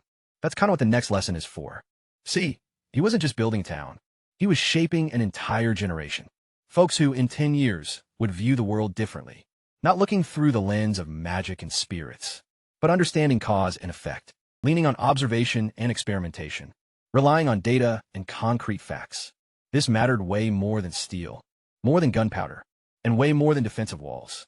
A wall might last for a century, but true knowledge is going to live forever. The fourth front, the military sector. 40 musketeers drill day in and day out, and by midsummer, they turned into a proper combat unit. Form up, volley fire, and reload, followed by the second volley. The downtime between rounds was cut down to just 30 seconds. 20 men firing, while 20 reload, and they swap positions after 30 seconds. To keep up continuous fire, Gongchan paired the muskets with grenades. Really basic stuff. Just a clay jar packed with gunpowder and pebbles, with a simple fuse you light up and toss. It has a 10-meter blast radius. It won't kill you at the very edge, but the explosion absolutely terrifies the horses. And a rider stuck on a panicked horse becomes an easy target. instead of a real threat. He also put together signal rockets, a bamboo pipe packed tightly with gunpowder and metal shavings. Light the bottom, and the rocket shoots up 100 meters. The brilliant flash can be spotted from 20 li away. Perfect for communication, coordination, and giving warnings. Kwon Sunu, the scouting mage, caught on to something. He hadn't caught a glimpse of the guns or drills, yet he picked up on it. Wizards could detect ripples in the flow of mana. There wasn't any mana in gunpowder. Still, the blast triggered a shockwave that echoed right through the mana field. One morning, Kwon Sunu paid a visit to Gonshin, taking a seat directly across from him. He stared straight into his eyes, mentioning that he'd felt odd tremors, drifting over from the western hill, kind of like far-off thunder, though the sky was clear. When asked what it was, Gonshin countered that those hills get landslides every now and then. Tumbling rocks make noise that travels pretty far. Kwon Sunu just watched him, clearly not buying it. But he chose not to push any further. He just got up and walked out. Gonshin knew exactly what the mage would report. Unusual vibrations, unidentified origin, requires closer investigation. That was trouble, since the tower would dig deeper. They're going to dispatch someone more seasoned, or resort to more aggressive measures. As time ran short, right in the middle of summer, a message arrived from the emperor himself. Not via the chancellery or some aide, but directly from Emperor Huang Duhyun, bearing the crest of the twin dragons, penned in gold ink on exquisite silk paper. Gonshin opened the scroll and studied it for a while. The emperor wrote with intricate elegance, using plenty of formal pleasantries and subtle cues, though the point was clear. Word of Hasogun's success had reached the emperor, and he was quite impressed. He requested Lord Nogong Chan's presence at court to hold a meeting, suggesting they talk about teaming up together for the welfare of the empire. He wanted a face-to-face meeting. It wasn't a command, just an invitation. But you know, an invite from the emperor only differs from a direct order in how it's phrased. You couldn't turn it down, couldn't ignore it. Putting it off was possible, but not for too long. Gonshin sent back a written reply, expressing how grateful he was for the honor, sending along his profoundest respects, and asking for a brief delay until the fall harvest was wrapped up, stating private affairs required the Lord's attention. He sent it off via a courier with deep respect. He managed to buy kind of 3 months of time, maybe 4, but then he's going to have to go. And over in the capital, a proposal is waiting that he just can't turn down. The position of Imperial Minister of Development, meaning every tech piece becomes state property. Gonshin will basically be trapped in a gilded cage, and Hasogun is going to grind to a halt without him around, since all that expertise resides in just one guy's mind. And that specific guy can't be in 2 places at once. Gonshin sat by his desk, lost in thought. Outside his window, Hasogun kept moving along, hammers pounding away, wagons groaning by, kids laughing over at the schoolhouse, iron clanking from the blacksmith shop, the quiet rush of water through the trenches. 13,000 citizens, a town that wasn't even here a year ago. Stepping onto his feet, he headed out to the road, strolling right across the paved courtyard, moving past trading booths and the modern residences, past industrial shops and the local school, where you could hear Nori breaking down fractions for the students, past the forge, where Thalsu was laying into a trainee, over some warped piece of ironwork, by the barn where So Hyen was checking the bags, by the wall where Sodal was placing the last stones, right at the eastern gate's entrance, by the clinic, where Oh Byung-ho wrapped up a worker's arm, by the well where old man Hong chilled on a rock, telling the kids about how the master first arrived, a year back, with nothing but a single bony horse and a clump of dirt in his hand. Gonshin just kept walking and listened. Hong shared how the master spoke just one word, enough, and he hadn't slowed down since. Not even once. Gonshin kept moving and hit the wall, standing right atop the southern tower, gazing out south, somewhere far past the horizon. Across the wasteland lay Murian's border, 20,000 riders under General Yan Tae-woo. He knew what Nari had sent in the letter to her dad, and he knew her dad wouldn't care anyway. He knew the riders were going to move out. It wasn't a matter of whether war would happen. It was just a matter of when. Yet he only had 40 riflemen and 20 guns. Not nearly enough. He needed more. Way more. Stepping down from the wall, he headed to Thalsu, telling him they had to hurry things up. 100 firearms by springtime. Thalsu just stared back, saying it couldn't be done. 2 gun barrels a week was his absolute max. Gonshin shot back that. They just have to scale up the workshop then, bringing in more ovens, more hands, more fuel, and more raw metal. Thosu went quiet for a second, before nodding, saying he'd require 10 extra helpers. Gonshin guaranteed 20. The autumn of that second year, was exactly when stuff really shifted into high gear. The town's headcount had topped 15,000. Fresh faces arrived every single week. And it wasn't just peasants and drifters anymore. The younger sons from merchant families, broke craftsmen from faraway towns, ex-soldiers searching for employment, even a former Valzana official running from his debts. Gonshin welcomed everyone in. But now there was a catch. Each newcomer had to go through a week-long isolation. Oh Byung-ho checked them over. The sick got medical care, while the healthy ones got their work orders. That isolation period saved the city twice. The first time happened when a crowd of refugees from down south carried a fever in. Oh Byung-ho spotted the sick on day one. He kept them apart and treated them. Lots of fluids and fever-reducing herbal teas made from willow bark. Gonshin knew that willow bark has salicin in it, which is basically a precursor to aspirin. He couldn't really explain it using the word aspirin, so he just told Oh Byung-ho that willow bark breaks a fever, saying, "Just trust me," and Oh Byung-ho believed him. The sickness never broke out past the isolation zone. Not a single person in town caught it. The second time around, a trader from Namwon brought dysentery with him. Oh Byung-ho caught the signs right away. By then, he already understood that contaminated water and dirty hands were what spread the illness. The trader was quarantined. His merchandise was sanitized with boiling water, and the wagon was scrubbed down so the dysentery didn't spread. Gonshin stood by Oh Byung-ho as he gave his report. The physician mentioned that in his whole life, he'd never seen an illness get shut down before it even started. Usually he'd show up when people were already dying. So, he got there before they got sick. That flipped the script, Gonshin agreed. It's called keeping it from happening. Oh Byung-ho wanted to hear the term again. He jotted it down and put it up on the clinic wall. Prevention. In the meantime, the printing machine was finally functional. Gonshin had spent 3 whole months crafting it. The setup was pretty basic, block letters made of wood. Every single symbol was carved backward into tough timber. Then, the letters are locked into a grid. The entire setup gets rolled with ink. A sheet goes on top, and it gets pushed down hard. Boom, a finished page in just 3 minutes. That's 100 sheets in 5 hours. Compare that to spending an hour per page doing it by hand. It's literally 20 times faster. Their very first printed piece was a school book. The exact one Gonshin had put together for the class. 30 pages long, 100 copies made. So-hyun gripped that first edition in her hands and just stayed quiet for a good while. Eventually, she mentioned that back home, a single handwritten text would run you 20 gold coins. This version only costs 2 silver pieces. Gonshin promised her that pretty soon, it's going to be even cheaper once he upgrades to metal type. The next thing they printed was a local gazette. This time it wasn't just a single sheet, but 4, packed with current events, market rates, timetables, promotions, and stuff like that. Plus, there was a brand new segment, handy tips. Things like storing your harvest correctly, how to kick a common cold, and figuring out the grade of your steel. Just useful info stamped on a budget paper, passed around by traveling traders. All across the southwestern region of the land, Gonshin ended up calling the paper the Hasagun Herald. Within a month, people were reading it way out in Valsanai. 2 months later, at the Emperor's court, the Herald was turned into a weapon. Not a lethal one, mind you, it was informational. Every single issue kept repeating the same thing. Hasagun is real, and Hasagun is expanding. Hasagun is up and running, so come trade and live there.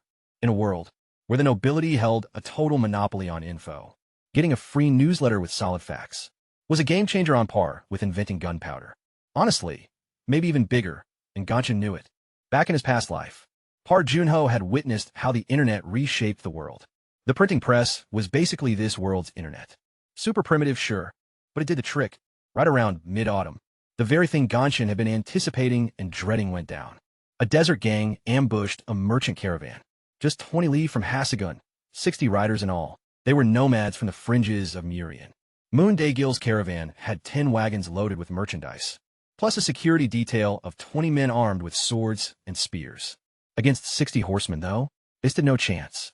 Daegil scrambled a messenger to Hasagun. The rider dashed into the city, yelling that the caravan was completely surrounded. Gonshin made his move right then and there. Within a minute, he rallied 40 musketeers, lined them up in a marching column, and packed 20 muskets along with 20 grenades, plus all the ammo and fuses. They took off immediately at a full-on sprint, covering roughly 20 li in just 2 hours. By the time they showed up, the caravan was somehow still holding the line. They'd formed the wagons into a defensive ring, with the guards hunkered down behind them. The bandits were just circling around, raining down arrows instead of launching a direct assault. They were just going to wait until the defenders ran out of steam. Gonshin lined up the musketeers on the hill, overlooking the road, 200 meters from the outlaws. Way too far for a precise shot. So he told them to close the distance. 150 meters, 120, 100. The bandits spotted them and turned around. They saw the infantry, 40 guys with sticks. That's how they viewed the muskets, just sticks. Ridiculous. 10 riders split off from the main pack and charged straight up the hill, scouting ahead or an actual attack. Gonshin held off. 80 meters, 70, 60. He gave the command. Front rank fire. 20 muskets went off all at once.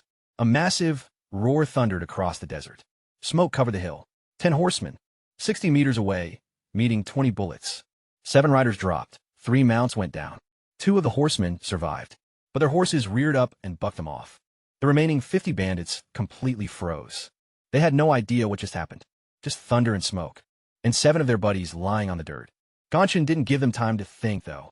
The second rank stepped up, while the first was already reloading. The bandits wheeled around and dashed for the caravan. Not out of panic, but out of habit. The cavalry was attacking. That was pretty much the only thing they knew how to do. 40 horsemen rushed the caravan right past the musketeers. Big mistake. Flanking fire. Gonshin barked out the order, second rank. Fire. 20 muskets at an 80-meter distance. Caught from the side, 12 riders went down. Horses collapsed and tumbled over the ground. Men were thrown clean out of their saddles. Just dust, screams, and total chaos. The front line reloaded and opened fire. Gonshin tracked the passing seconds. 28, 29, 30. Fire. After the third volley, the remaining outlaws, just a little over 20 of them, whipped around and fled at a full gallop into the desert. They didn't even look back. 3 volleys, lasting maybe 2 minutes, and 30 bandits were down. Roughly 20 were killed, and the rest were wounded. Yet, not a single musketeer got hurt. Seriously, not a single one. Gonshin walked down the hill, his knees buckling, though it wasn't from exhaustion. It was from what he just pulled off. 20 guys dead, all because of the weapon he'd built. He knew it kind of had to be done.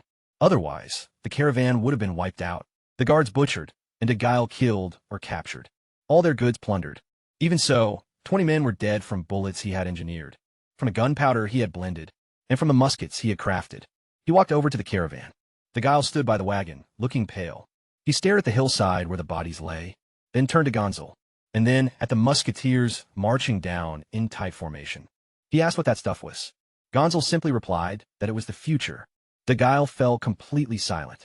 The caravan guards stared at the musketeers with a look that Gonshin had once seen in a museum painting. That's how people look when they've witnessed the end of the world, or maybe the dawn of a brand new one. Word of the clash at the caravan spread like wildfire. The merchants kept talking about it. The guards passed the story along, and the bandits who survived told it too. The rumors just grew, packing on extra details. 40 farmers with thundersticks had completely destroyed 60 mounted soldiers. In just a minute, actually no, make that 30 seconds, no, with just a single clap of thunder. The news hit Vosan within 3 days, reached Chonghae in a week, and the capital in 2. By the time it hit Mudong a month later, the whole continent fell silent. It wasn't out of fear, but sheer disbelief. Nobody could wrap their heads around it. Thundersticks, weapons that didn't use magic. Common peasants taking down cavalry. It just didn't fit into how anyone viewed the world. Quan Suno went to visit Gonshin that very same evening. He took a seat across from him without a word, just staring at him for a long time. Then he remarked that now he finally understood what those tremors in the hills had been about. Gonshin replied that, yeah, he understood it now too. Quan Suno wanted to know what kind of power it was. If it wasn't magic or mana, then what? Gonshin gave him a one-word answer. Science. Quan Sonu stood up and said he'd write a letter to the Supreme Sage himself. Not just some routine update, but a personal message. Gonshin just nodded, knowing this day was bound to come.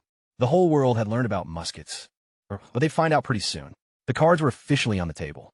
They had a lot less time to get ready now. Way less. The second winter was nothing like the first one. During that first year, Hasogun was just trying to survive. But this winter, Hasogun was actively building.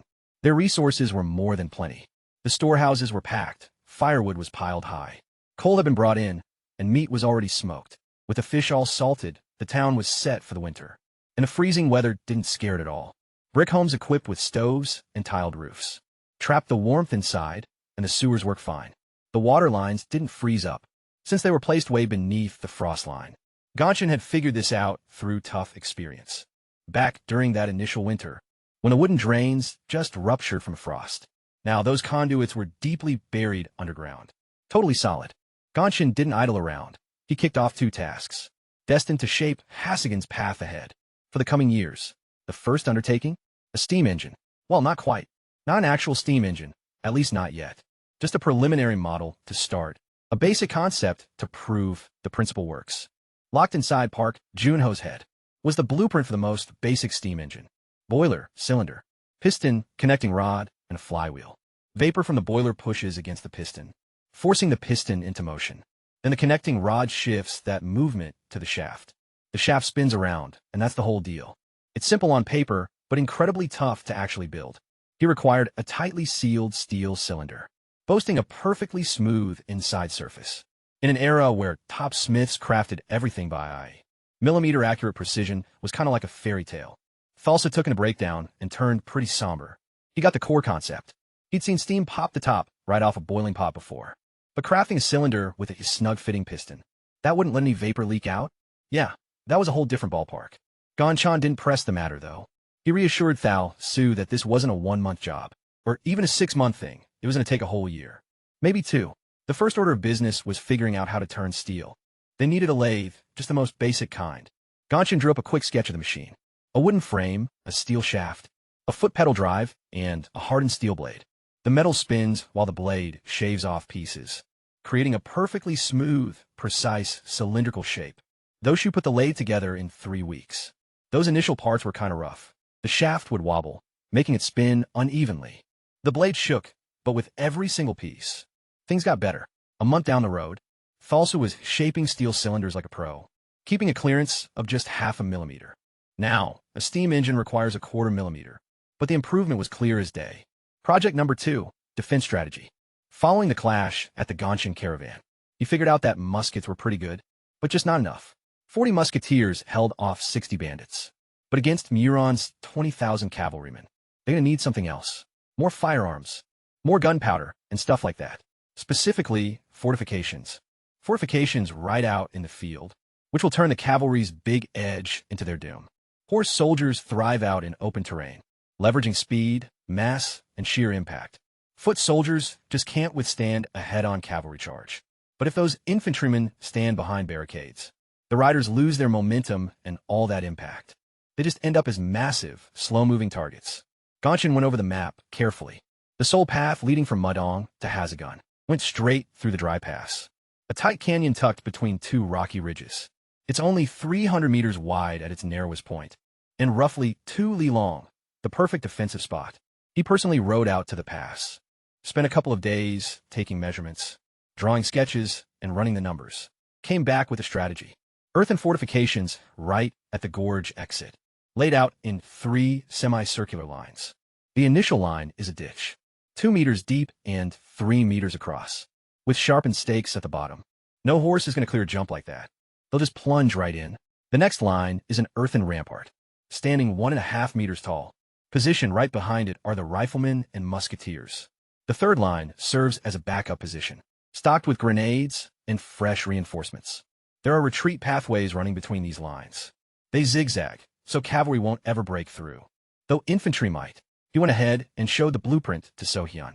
She took a look at it and inquired how many troops this defense was meant to hold. Gonshin let her know it was built for 3,000. She then asked about his musket count. He mentioned that he only had 60 right now, but they'd have around 100 by the springtime. So-hyun quickly crunched the numbers in her head. She wondered what the other 2,900 men would be carrying. Gonshin explained that they'd be utilizing spears and shields.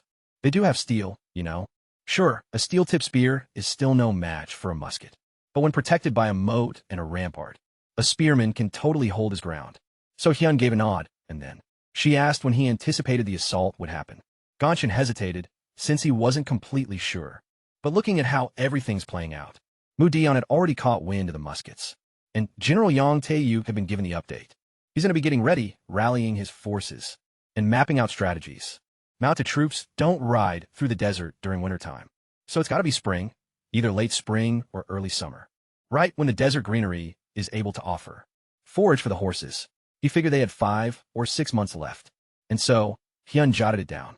By that time, Nari had grown pretty quiet. She'd stopped sketching in her notebook and quit asking stuff about the blacksmith shop. She kept teaching classes and strolling through town, even hung out with the kids. But she just stayed silent. Gonshin took notice. One evening, he came across her at the south gate, perched on top of a rock, staring out at the desert, looking toward home. He took a seat right next to her. He didn't pry. He just waited. Nari broke the silence first. She mentioned she'd gotten a letter from her brother. General Yin Tae-woo wrote that their father had made up his mind. Comme spring Tom, the Mudyong army is going to march on Haejeongun.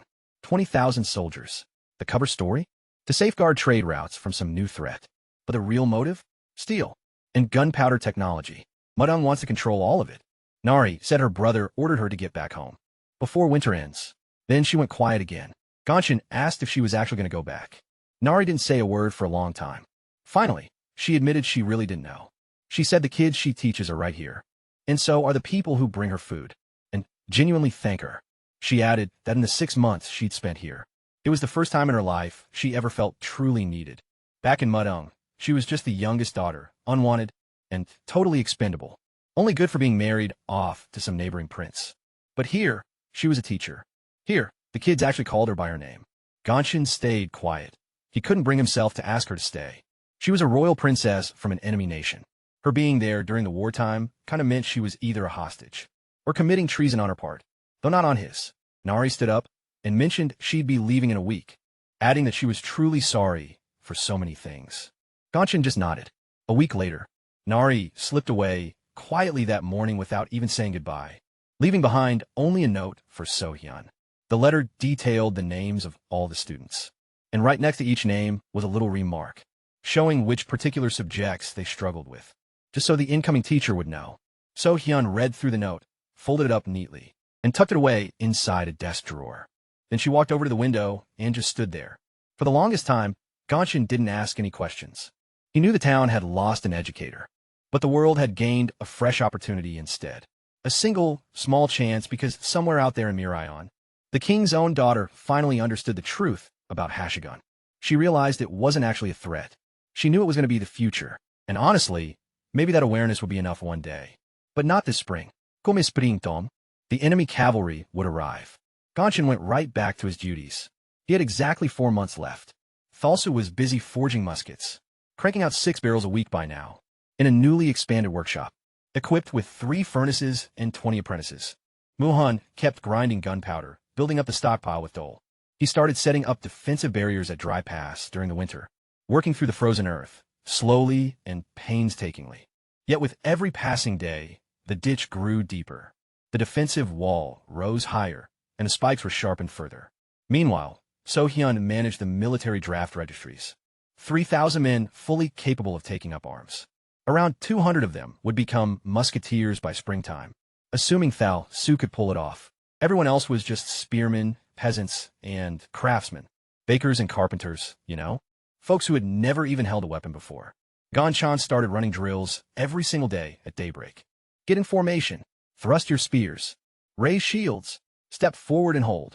Basic orders, simple kinds of movements. You don't gotta be master warriors. You just need to be a wall. A solid barrier made of shields and spears, safely covering the musketeers behind you. On showed up to train despite having only one arm.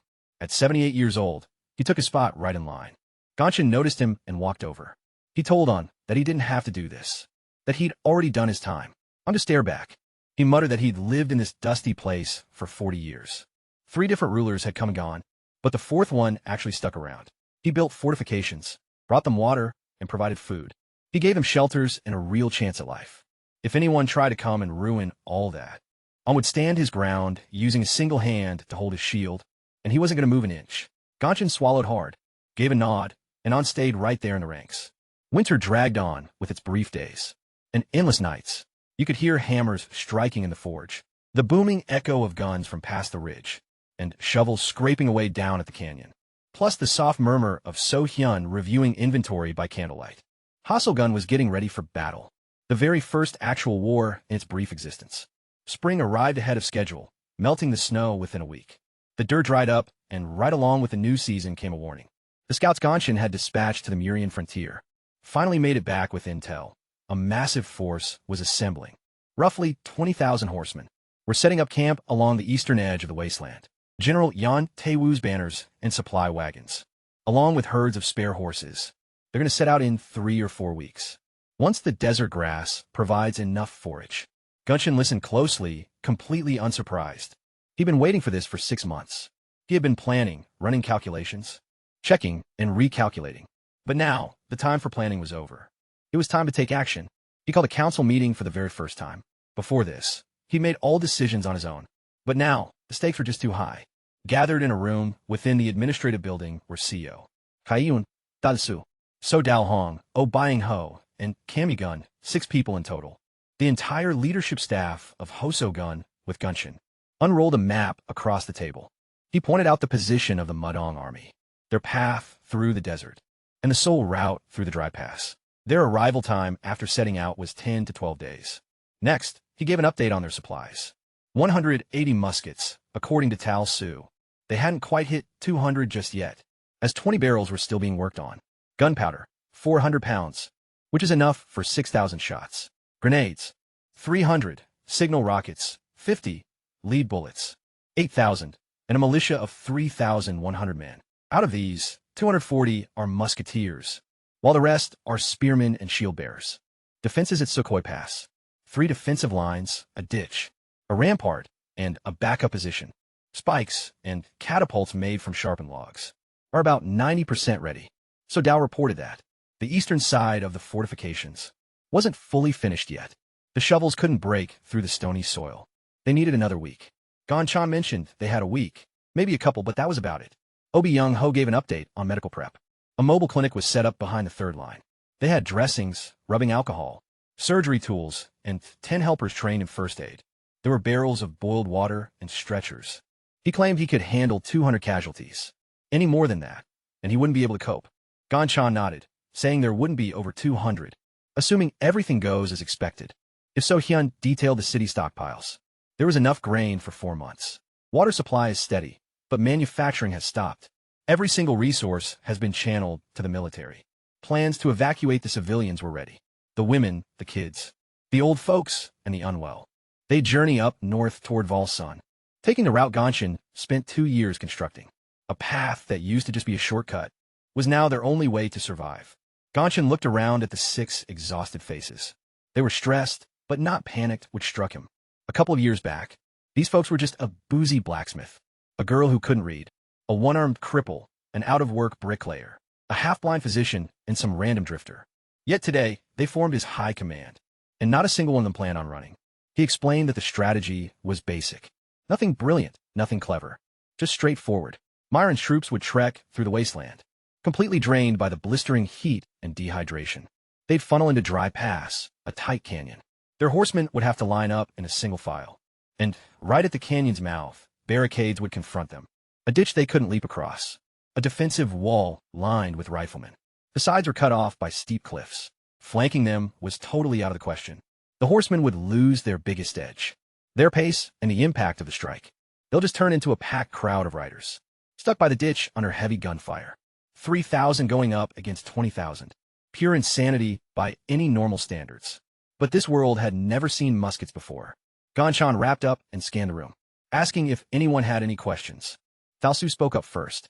What if they actually crossed the ditch? Ganshin said there's a rampart right past the ditch, with riflemen stationed right behind it. And behind the riflemen are the spearmen, with a third line holding explosives behind them. 4 lines in total, if they break all 4. Hasogun loses, but they're not going to make it through. Talsa nodded, putting his faith not in the strategy, but in the guy who, a couple of years back, showed him the designs for a forge, and completely reshaped his life. The following 3 weeks were the most hectic in Hasagan's history, with Ganshin staying at Dry Pass, getting only 4 hours of sleep a night, as he inspected every single inch of the defenses. Each trap, every wooden spike in the ditch, and every single shooter's spot. Alongside Dahl, he secured the eastern side, blowing up the cliffs with explosives. The earliest use of black powder in mountain tactics. On this landmass, it just became a minor footnote, but totally worked, packing the ditch with rubble, compressing it down, and driving stakes in. The eastern sector is fully locked down. The riflemen drilled until it became pure instinct. Load, shoot. Reload, get in line. 20 seconds between volleys. They got it down at 20, way better than 30. Every single second is literally life or death out here. The pikemen took their positions behind the rampart and learned just one thing: hold the line. Don't you dare run. Don't even flinch. When that cavalry comes charging right at you, every cell in your body is going to scream to run away. But a pikeman's got to stand his ground, shield up, pike forward, and freeze. Gonzalez couldn't just give them bravery, but he could definitely beat discipline into them. Form up. March. Hold formation. Watch your step. Standing tall 100 times a day until their legs just remembered, until their bodies stopped thinking and just moved. He put Han in charge of the spearmen. Sure, a one-armed old guy couldn't grip a spear, but he could easily anchor the front of the line without budging an inch. And the men watching him didn't dare move either. I mean, if a 78-year-old with one arm is holding fast, how can you possibly run? The evacuation finally kicked off. 10 days before the army was set to arrive. 4,000 people, women, children, the elderly, and the sick. The massive wagon train snaked all along the road to Volsun. So-hyun ran the whole show, managing lists, counts, and resource allocation. Every single wagon got a number, every family was checked off, and nobody got left behind. The moment the last wagon rolled through the gates, So-hyun turned right around and headed back to town. Gon-chan intercepted her at the entrance and asked why on earth she hadn't left yet. So-hyun just stared at him like he was a total idiot, pointing out that the books weren't going to balance themselves. Who else was going to keep track of the casualties? Gon-chan wanted to argue. Besides, she wouldn't have left anyway. A scout arrived at daybreak on the 16th day.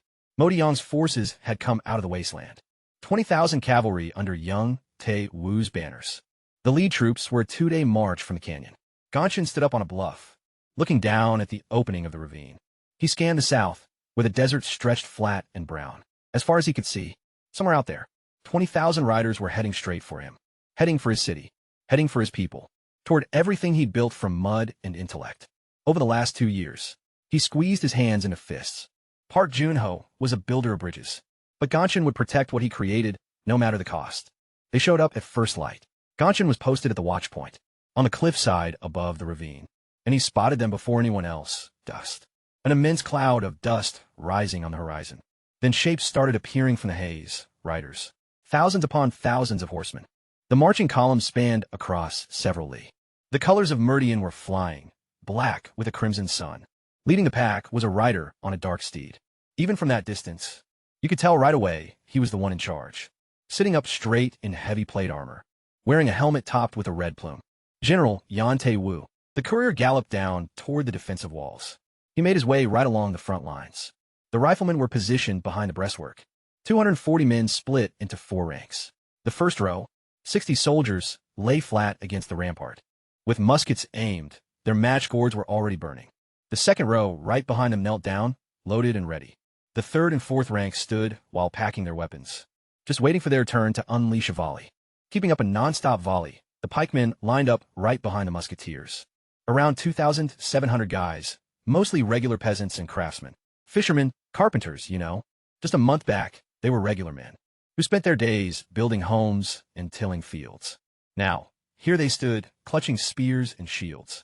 Those shields were put together from wooden planks, reinforced with bands of solid steel. They were heavy, sure, but solid. And the steel-tipped spears? 2 meters long. Simple, but they get the job done. Han took his spot right at the front of the line. With just one arm, his shield was tightly bound to his stump with leather straps. He had a knife tucked in his belt, posture straight as an arrow, and a totally calm look on his face. As Gon-chan walked past, Han just gave him a brief nod. Neither said a word. Honestly, there was no need for talk. Stationed behind the third row was Mahon, along with the grenadiers. A crew of 60 men, each carrying 5 grenades. That's 300 clay pots packed full of gunpowder and jagged stones. Their absolute last line of defense on the right flank, right near the launch site for the flare rockets. If the defensive lines happened to break, a signal flare would instantly alert the town. That would mean evacuating the remaining citizens and pulling back. But running away wasn't part of Gon-chan's plan at all. Muron's forces made it into the ravine right around noon. The vanguard consisted of 500 riders. Like cavalry doing some basic scouting, they rode through the narrow pass and spilled out onto the open field facing the barricades. They pulled to a halt as they spotted the defensive trench, the earthen walls, and the heavy artillery. Seeing our forces lined up behind the rampart, Gon-chan ordered everyone to hold their fire. Let the scouts go back and report. Let their commander get a good look at our defenses and figure out his next move. Sure enough, the scouts turned around and rode hard back into the pass. They waited for an hour, then 2, As the sun climbed to its highest point in the sky, the heat was intense, and the men behind the rampart were sweating. Beneath the steel helmets that Thalsu had been hammering out for the past 2 weeks, they were plain and heavy, but they'd easily deflect an arrow. Suddenly, an army poured out from the canyon. The entire force, 20,000 horsemen, was fanning out across the plains before the pass. It was a terrifying sight, a massive sea of riders stretching from end to end. Armor gleamed under the sun, horses snorted, and hooves clattered against the stone. The ground literally shook. Gonshin stood atop the rampart, taking it all in. His heartbeat stayed steady, but Park Junho was terrified. Park Junho was just an engineer, not some soldier. But no, Gonshin held his ground. He stood firm because 3,000 men behind him placed their trust in him, along with the city he'd constructed, the children learning how to read, the well providing clean water, the furnace melting down steel, the bridge stretching over the river, and the fields of wheat. All of this stuff was counting on him, so there was no way he's going to back down.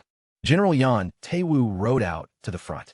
He came to a halt 300 meters from the moat. For a long time, he closely examined the defenses, being very careful.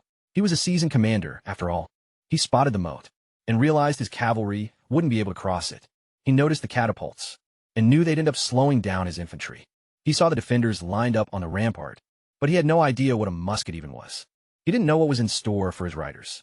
To him, it was just 3,000 peasants behind an earthen wall, staring down his 20,000 professional troops. The math was simple, so he sent forward a messenger. A rider carrying a white flag approached the moat, yelling that General Young Tai-Wu insisted on Hasogun's immediate surrender.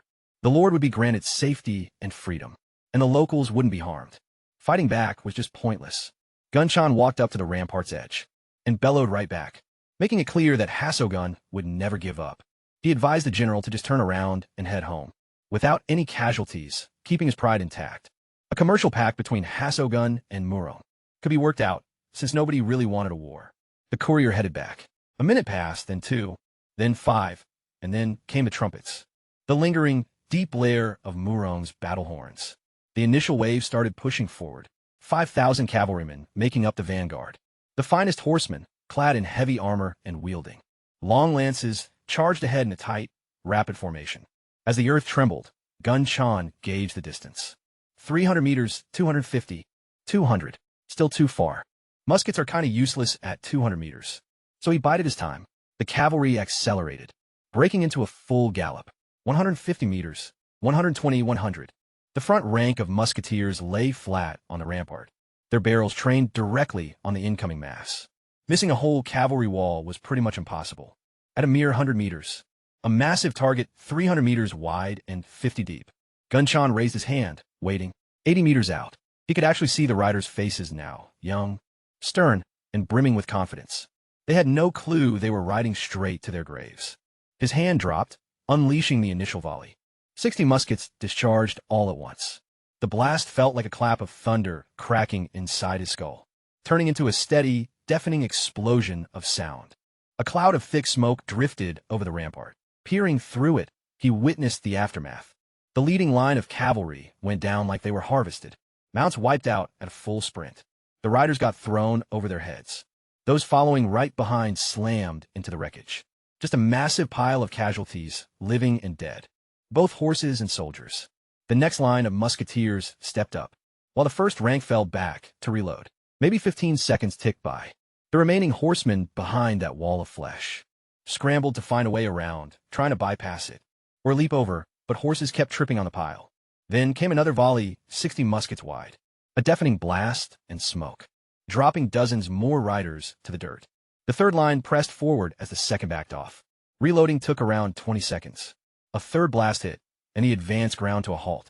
Not because their officers told them to stop, but because the mounts flat out refused to go on. Blocking their path was a literal wall of corpses. An absolute ear-splitting roar. Blinding smoke stinging their eyes.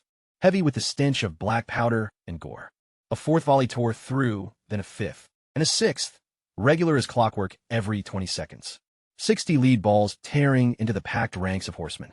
It's simple math, 60 rounds per discharge, yielding roughly a 70% accuracy rate from here. That's 42 connections every 20 seconds, or 3 rounds a minute, meaning 126 casualties inflicted each minute. The cavalry units finally began pulling back, starting with the lines in the rear, then the center columns, until everyone was retreating. They wheeled around and retreated to their original lines, riding right past the commander watching from the hilltop. That initial surge was broken, leaving the ground before the ditch littered with bodies, both men and mounts. Gonchov reckoned there were at least 400 dead and wounded. In just 5 minutes, the musketeers hadn't lost a single guy, not even one. Total silence fell over the field, broken only by the groans of the injured and the snorting of panicked horses. General Young Tae-woo stood atop the hill. Gonshin caught sight of his silhouette, completely still against the sky, with his aide-de-camp right by his side. The general gazed out across the field, staring at the corpses and at the smoking fortifications, watching the peasants, reloading their guns behind the earthen rampart. Turning to his aide-de-camp, he ordered second wave. 10,000 cavalrymen. Just about everyone left, aside from the reserves. 10,000 of them. Gonshin watched them lining up, and his stomach knotted. Losing 400 guys didn't faze the general at all. He saw things quite differently. He had 20,000 men. Sacrificing 1,000 to capture the fort was a pretty fair trade-off to him. He just didn't get it. Not yet, anyway. The 10,000 horsemen began to move forward. Not galloping, but just walking. Slowly, across a wide front. Pretty smart. A scattered target is way harder to hit with concentrated volleys. Gonshin respected that.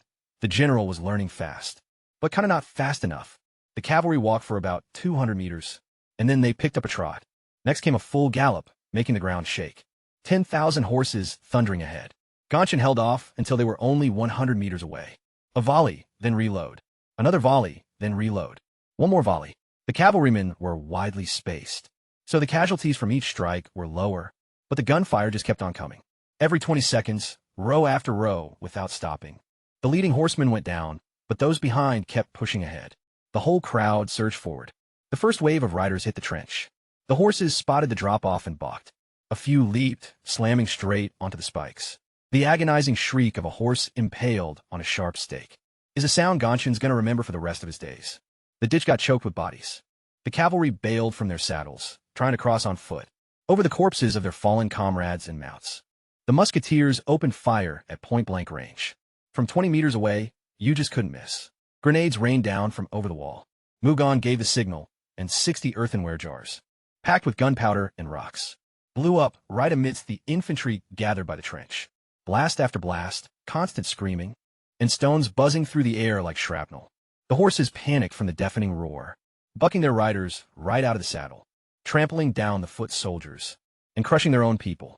Still, some fighters managed to cross the ditch. Dozens of them rushed up to the defensive wall and started scaling it, but the spearmen were waiting and stood right at the front line, fighting one-handed, with a shield strapped directly to his stump. He didn't flinch, holding his ground like a boulder. The spearmen flanking him stood just as motionless. An impenetrable wall of shields, a dense forest of pikes. The Miran troops scrambled up the wall, only to fall back, run through by cold steel. The clash dragged on for another 20 minutes. The musketeers kept shooting, the spearmen held a line, and the grenadiers kept hurling explosives.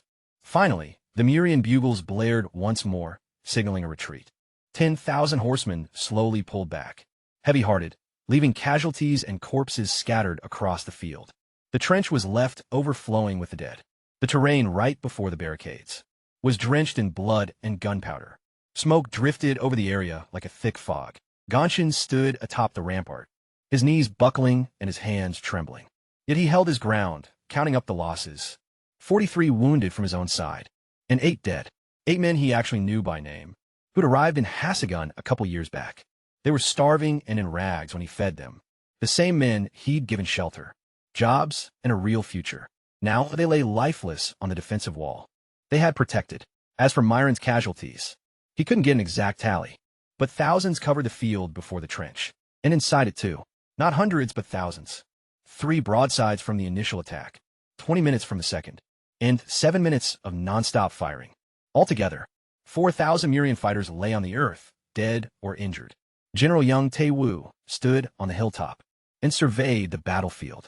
His right-hand man stood by his side, and the general faced him. He spoke softly, and his aide later shared those exact words, which eventually made history.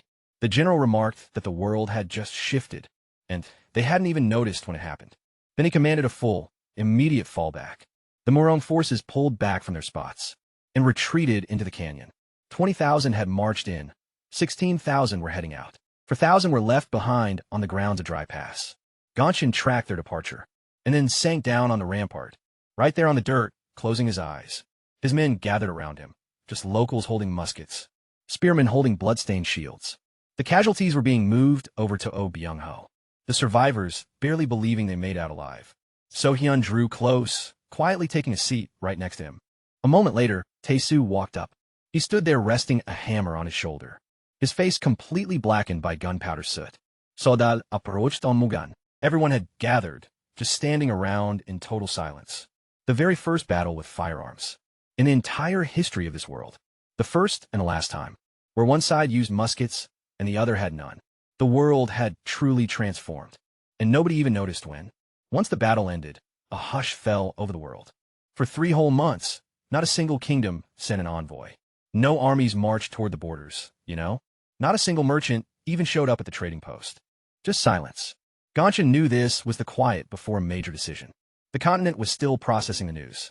3,000 peasants had completely wiped out the vanguard of a 20,000-man army, forcing their finest commander, General Mudon, to retreat, all without magic or elite swordsmen, and without any cavalry. Just some thunder rods and an earthen rampart. Every single king, every duke, and every general across the continent was asking themselves one thing. What's this kind of thing mean for me? Gonshin didn't wait around for them to answer. He got right to work. The city needed rebuilding. Not because of destruction. There wasn't any damage, but due to mobilization. 3,000 men had spent 3 months prepping for war, instead of building and sowing crops. The spring planting was already a month late, and steel production had ground to a halt during the draft. All construction came to a complete standstill, and trade completely stopped.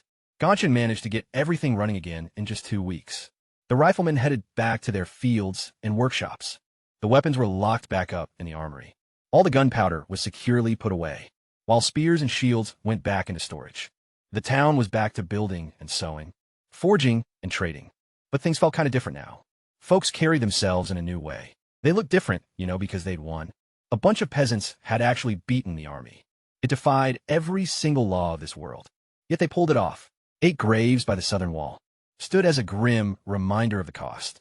Gonshin would visit them every single morning, just standing there in complete silence.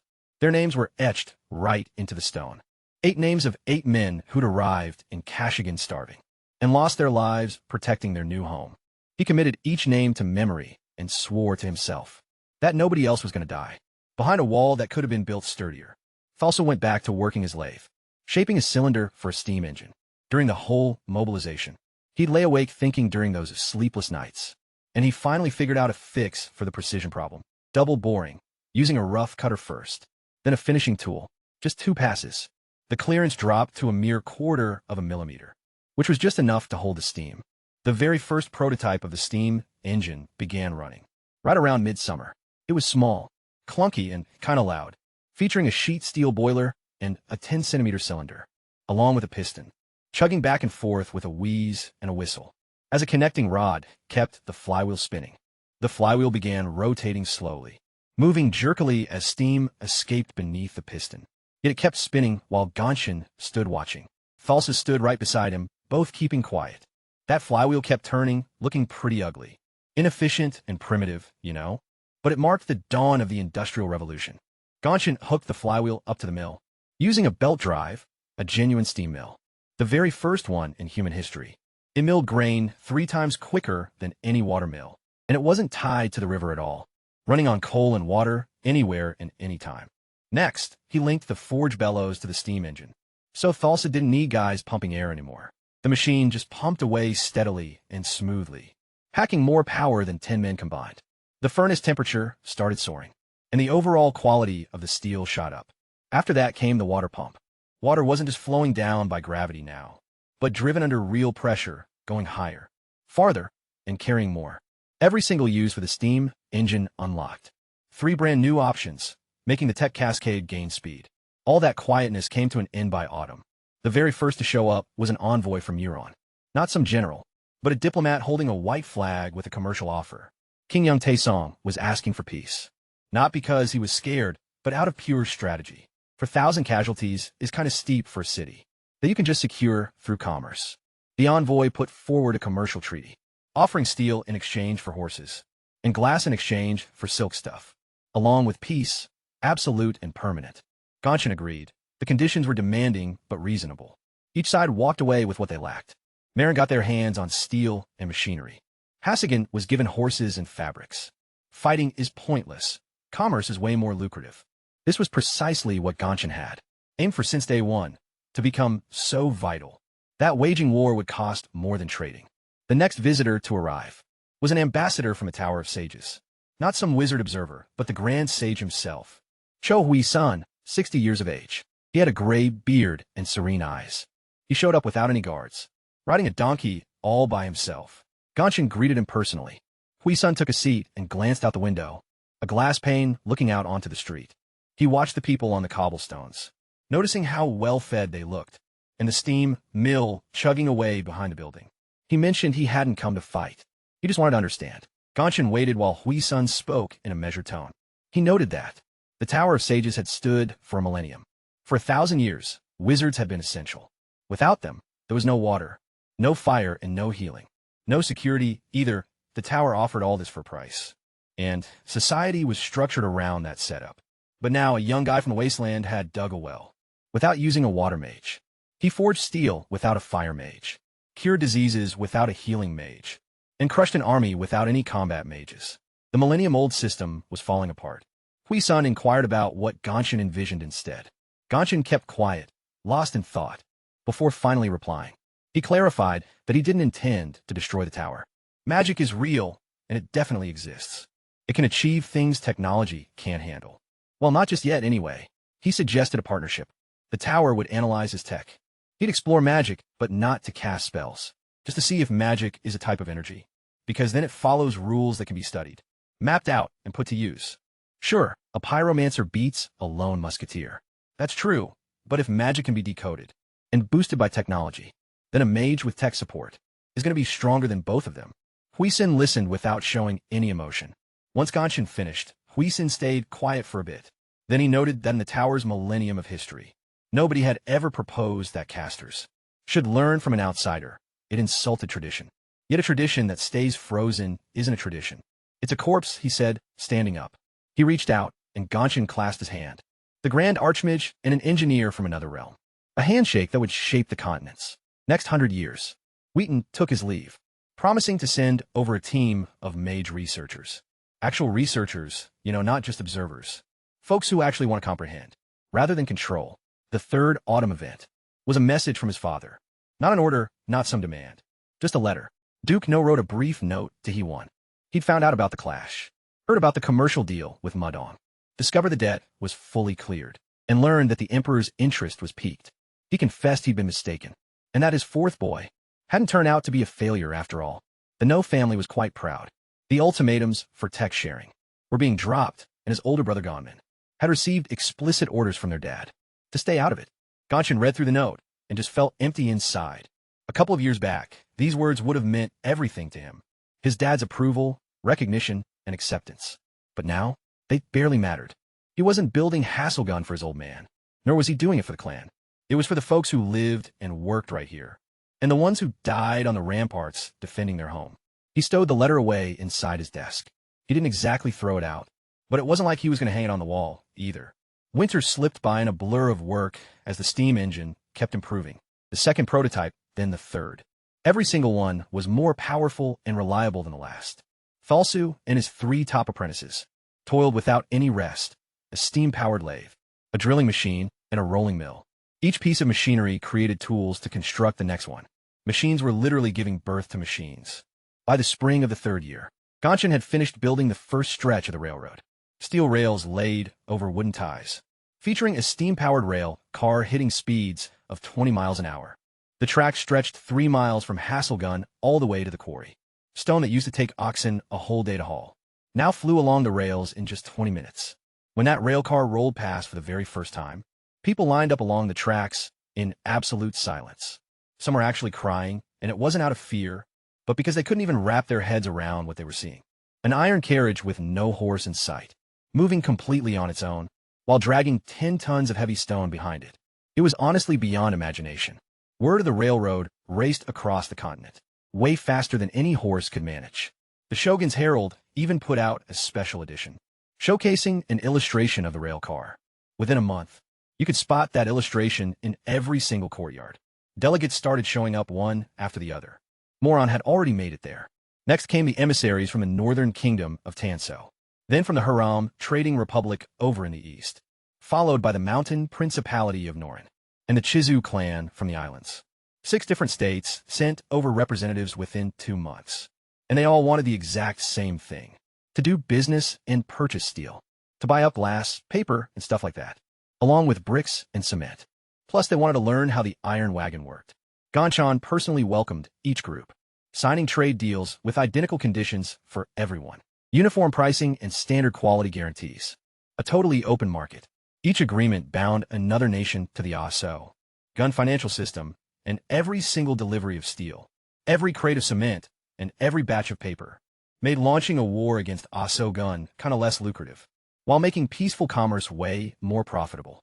So a network of financial dependencies was woven piece by piece.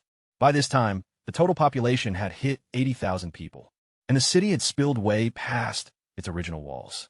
Fresh districts were sprouting up to the north and east. Ganshin was already mapping out a second wall, an outer boundary much larger than the first one. But for the time being, they just made do with what they had. Falsa wasn't just running a small blacksmith shop anymore. He was managing a massive metallurgical plant, operating 3 blast furnaces with 50 employees, utilizing 20 machines to yield 100 tons of steel monthly, an output that rivaled the entire rest of the empire put together. He and all were teaming up to construct a railroad to Volson, a proper, full-size line with tracks, ties, and raised beds, spanning bridges over deep gorges, a project set to take 2 years. Once it finally gets completed, the whole trip from Hasagun to Volson is going to drop from a 2-day trek to just 4 hours. So, Hien oversaw the city's entire administration, which had expanded from a mere village into a capital city. She had 40 officials under her command, managing the budget, taxes, the court system, the police, and schools and hospitals. Working 18 hours a day, she somehow got it all done, and kept a journal on top of it. By then, the list of banned books had reached 347 titles. She'd stopped pretending to believe in it all long ago, but she didn't question it. Maybe someday. Meanwhile, Young Ho set up a medical school. With 20 students, it was the first course on the continent, where future doctors learned anatomy and sanitation, instead of mystical spells. He even wrote a textbook, the very first medical textbook, published by the Haziagun printing press. All 500 copies were completely sold out within a month. Every single day, Hong sat on the same rock by the south gate, keeping an eye on the road. He would tell the local kids the story of their city, recounting how the Lord first arrived with just a single, scrawny horse and a fistful of clay in his hand, and how he uttered just one word: enough. The children paid close attention and remembered it, and they'll pass it down to their own kids. Eventually, Emperor Wandahain arrived in person, not at the head of an army, but with a trade agreement and a modest entourage, just about 20 people, advisors, clerks, and some guards. He traveled along the highway that Ganshan had constructed, crossing over the bridge that Ganshan had built, riding past the crops that Ganshan had planted, and past the workshops that Ganshan had established. And with every passing landmark, his expression shifted. When he caught sight of the city wall, the glass lanterns illuminating the streets, the paved plazas, the steam-powered mill, the printing house, a schoolhouse, a clinic, and a railroad tracking all the way to the horizon. He pulled up at the gate and stood straight. He took a look. 3 years back, it had been nothing but dust. Ganshan met him by the entrance, all alone, without any guards or a whole entourage, wearing basic clothes with calluses on his hands, and a sun-tanned face, just a 19-year-old kid, who'd shaped the future in a mere 3 years. Or maybe 22, since time had kind of flown by. The Emperor gazed at him, then out at the city behind him. He glanced back at him, then turned around to his followers. His voice rang out for everyone to hear. He gave the order to strip the title away. He isn't just the lord of the county. He's the lord of whatever's going to come after us. A quiet moment, then came the applause. Not from his retinue, but from folks up on the city walls, from the farmers gathering in the square, from kids running around down the street, and from Thalsu standing over by the blacksmith shop with a hammer on his shoulder, from Sodal up on the scaffolding, and So Hyun, right at the door of the main office, holding a ledger in his hands. Ganshan stood there facing the emperor, completely lost for words. Park Yunho constructed bridges over ice. But Ganshan built a bridge right through time, connecting the Middle Ages to tomorrow, turning starvation to plenty and darkness to light, shifting from simple dust into history. Later that night, he went up onto the roof of the main headquarters. Stepping close to the edge, he watched the city lights glowing in the windows, with smoke rising from chimneys, the clinking of hammers, children laughing, the heavy chug of steam engine, and the steady rush of water through the canals, along with the faint, echoing whistle of a mine cart on the tracks. 80,000 folks now, compared to just 3,203 years back, in a single dried-up well. He gazed up at the stars. The Milky Way was glowing brightly from one horizon to the other, sort of like it did on that very first night, just like it always does. His mind drifted back to Seoul, to the massive bridge spanning Asen Bay, to the sudden collapse of the scaffolding, and to the pitch blackness before waking up inside someone else's body, carrying someone else's name in a completely unfamiliar world. Yet he managed to craft a whole existence out of it, not strictly his alone, but one shared with others. He reflected on how well he knows where this road leads. The onset of the Industrial Revolution, smokestack factories, pollution, and systemic exploitation, with weaponry becoming increasingly terrifying, and warfare expanding to a massive, devastating scale. He's fully aware of the final destination, the atomic bomb, global climate shift, and oceans choked with plastic. He recognizes every single blunder, and maybe, just maybe, by anticipating them ahead of time, he's going to be able to fashion something entirely different. Not flawless, of course, since perfection is unattainable, but something distinct and better, filled with schoolbooks rather than explosives, with medical centers instead of penitentiaries, and open highways instead of rigid boundaries. Perhaps a doorway clicked open downstairs, followed by footsteps climbing the stairwell. So-hyun walked out onto the rooftop terrace, clutching a periodical in her hands, as she always did. She stood next to him without saying a word, before finally mentioning that the tally of incinerated volumes had climbed to 347 works, noting that no archive on the planet had ever held such a vast array of diverse information.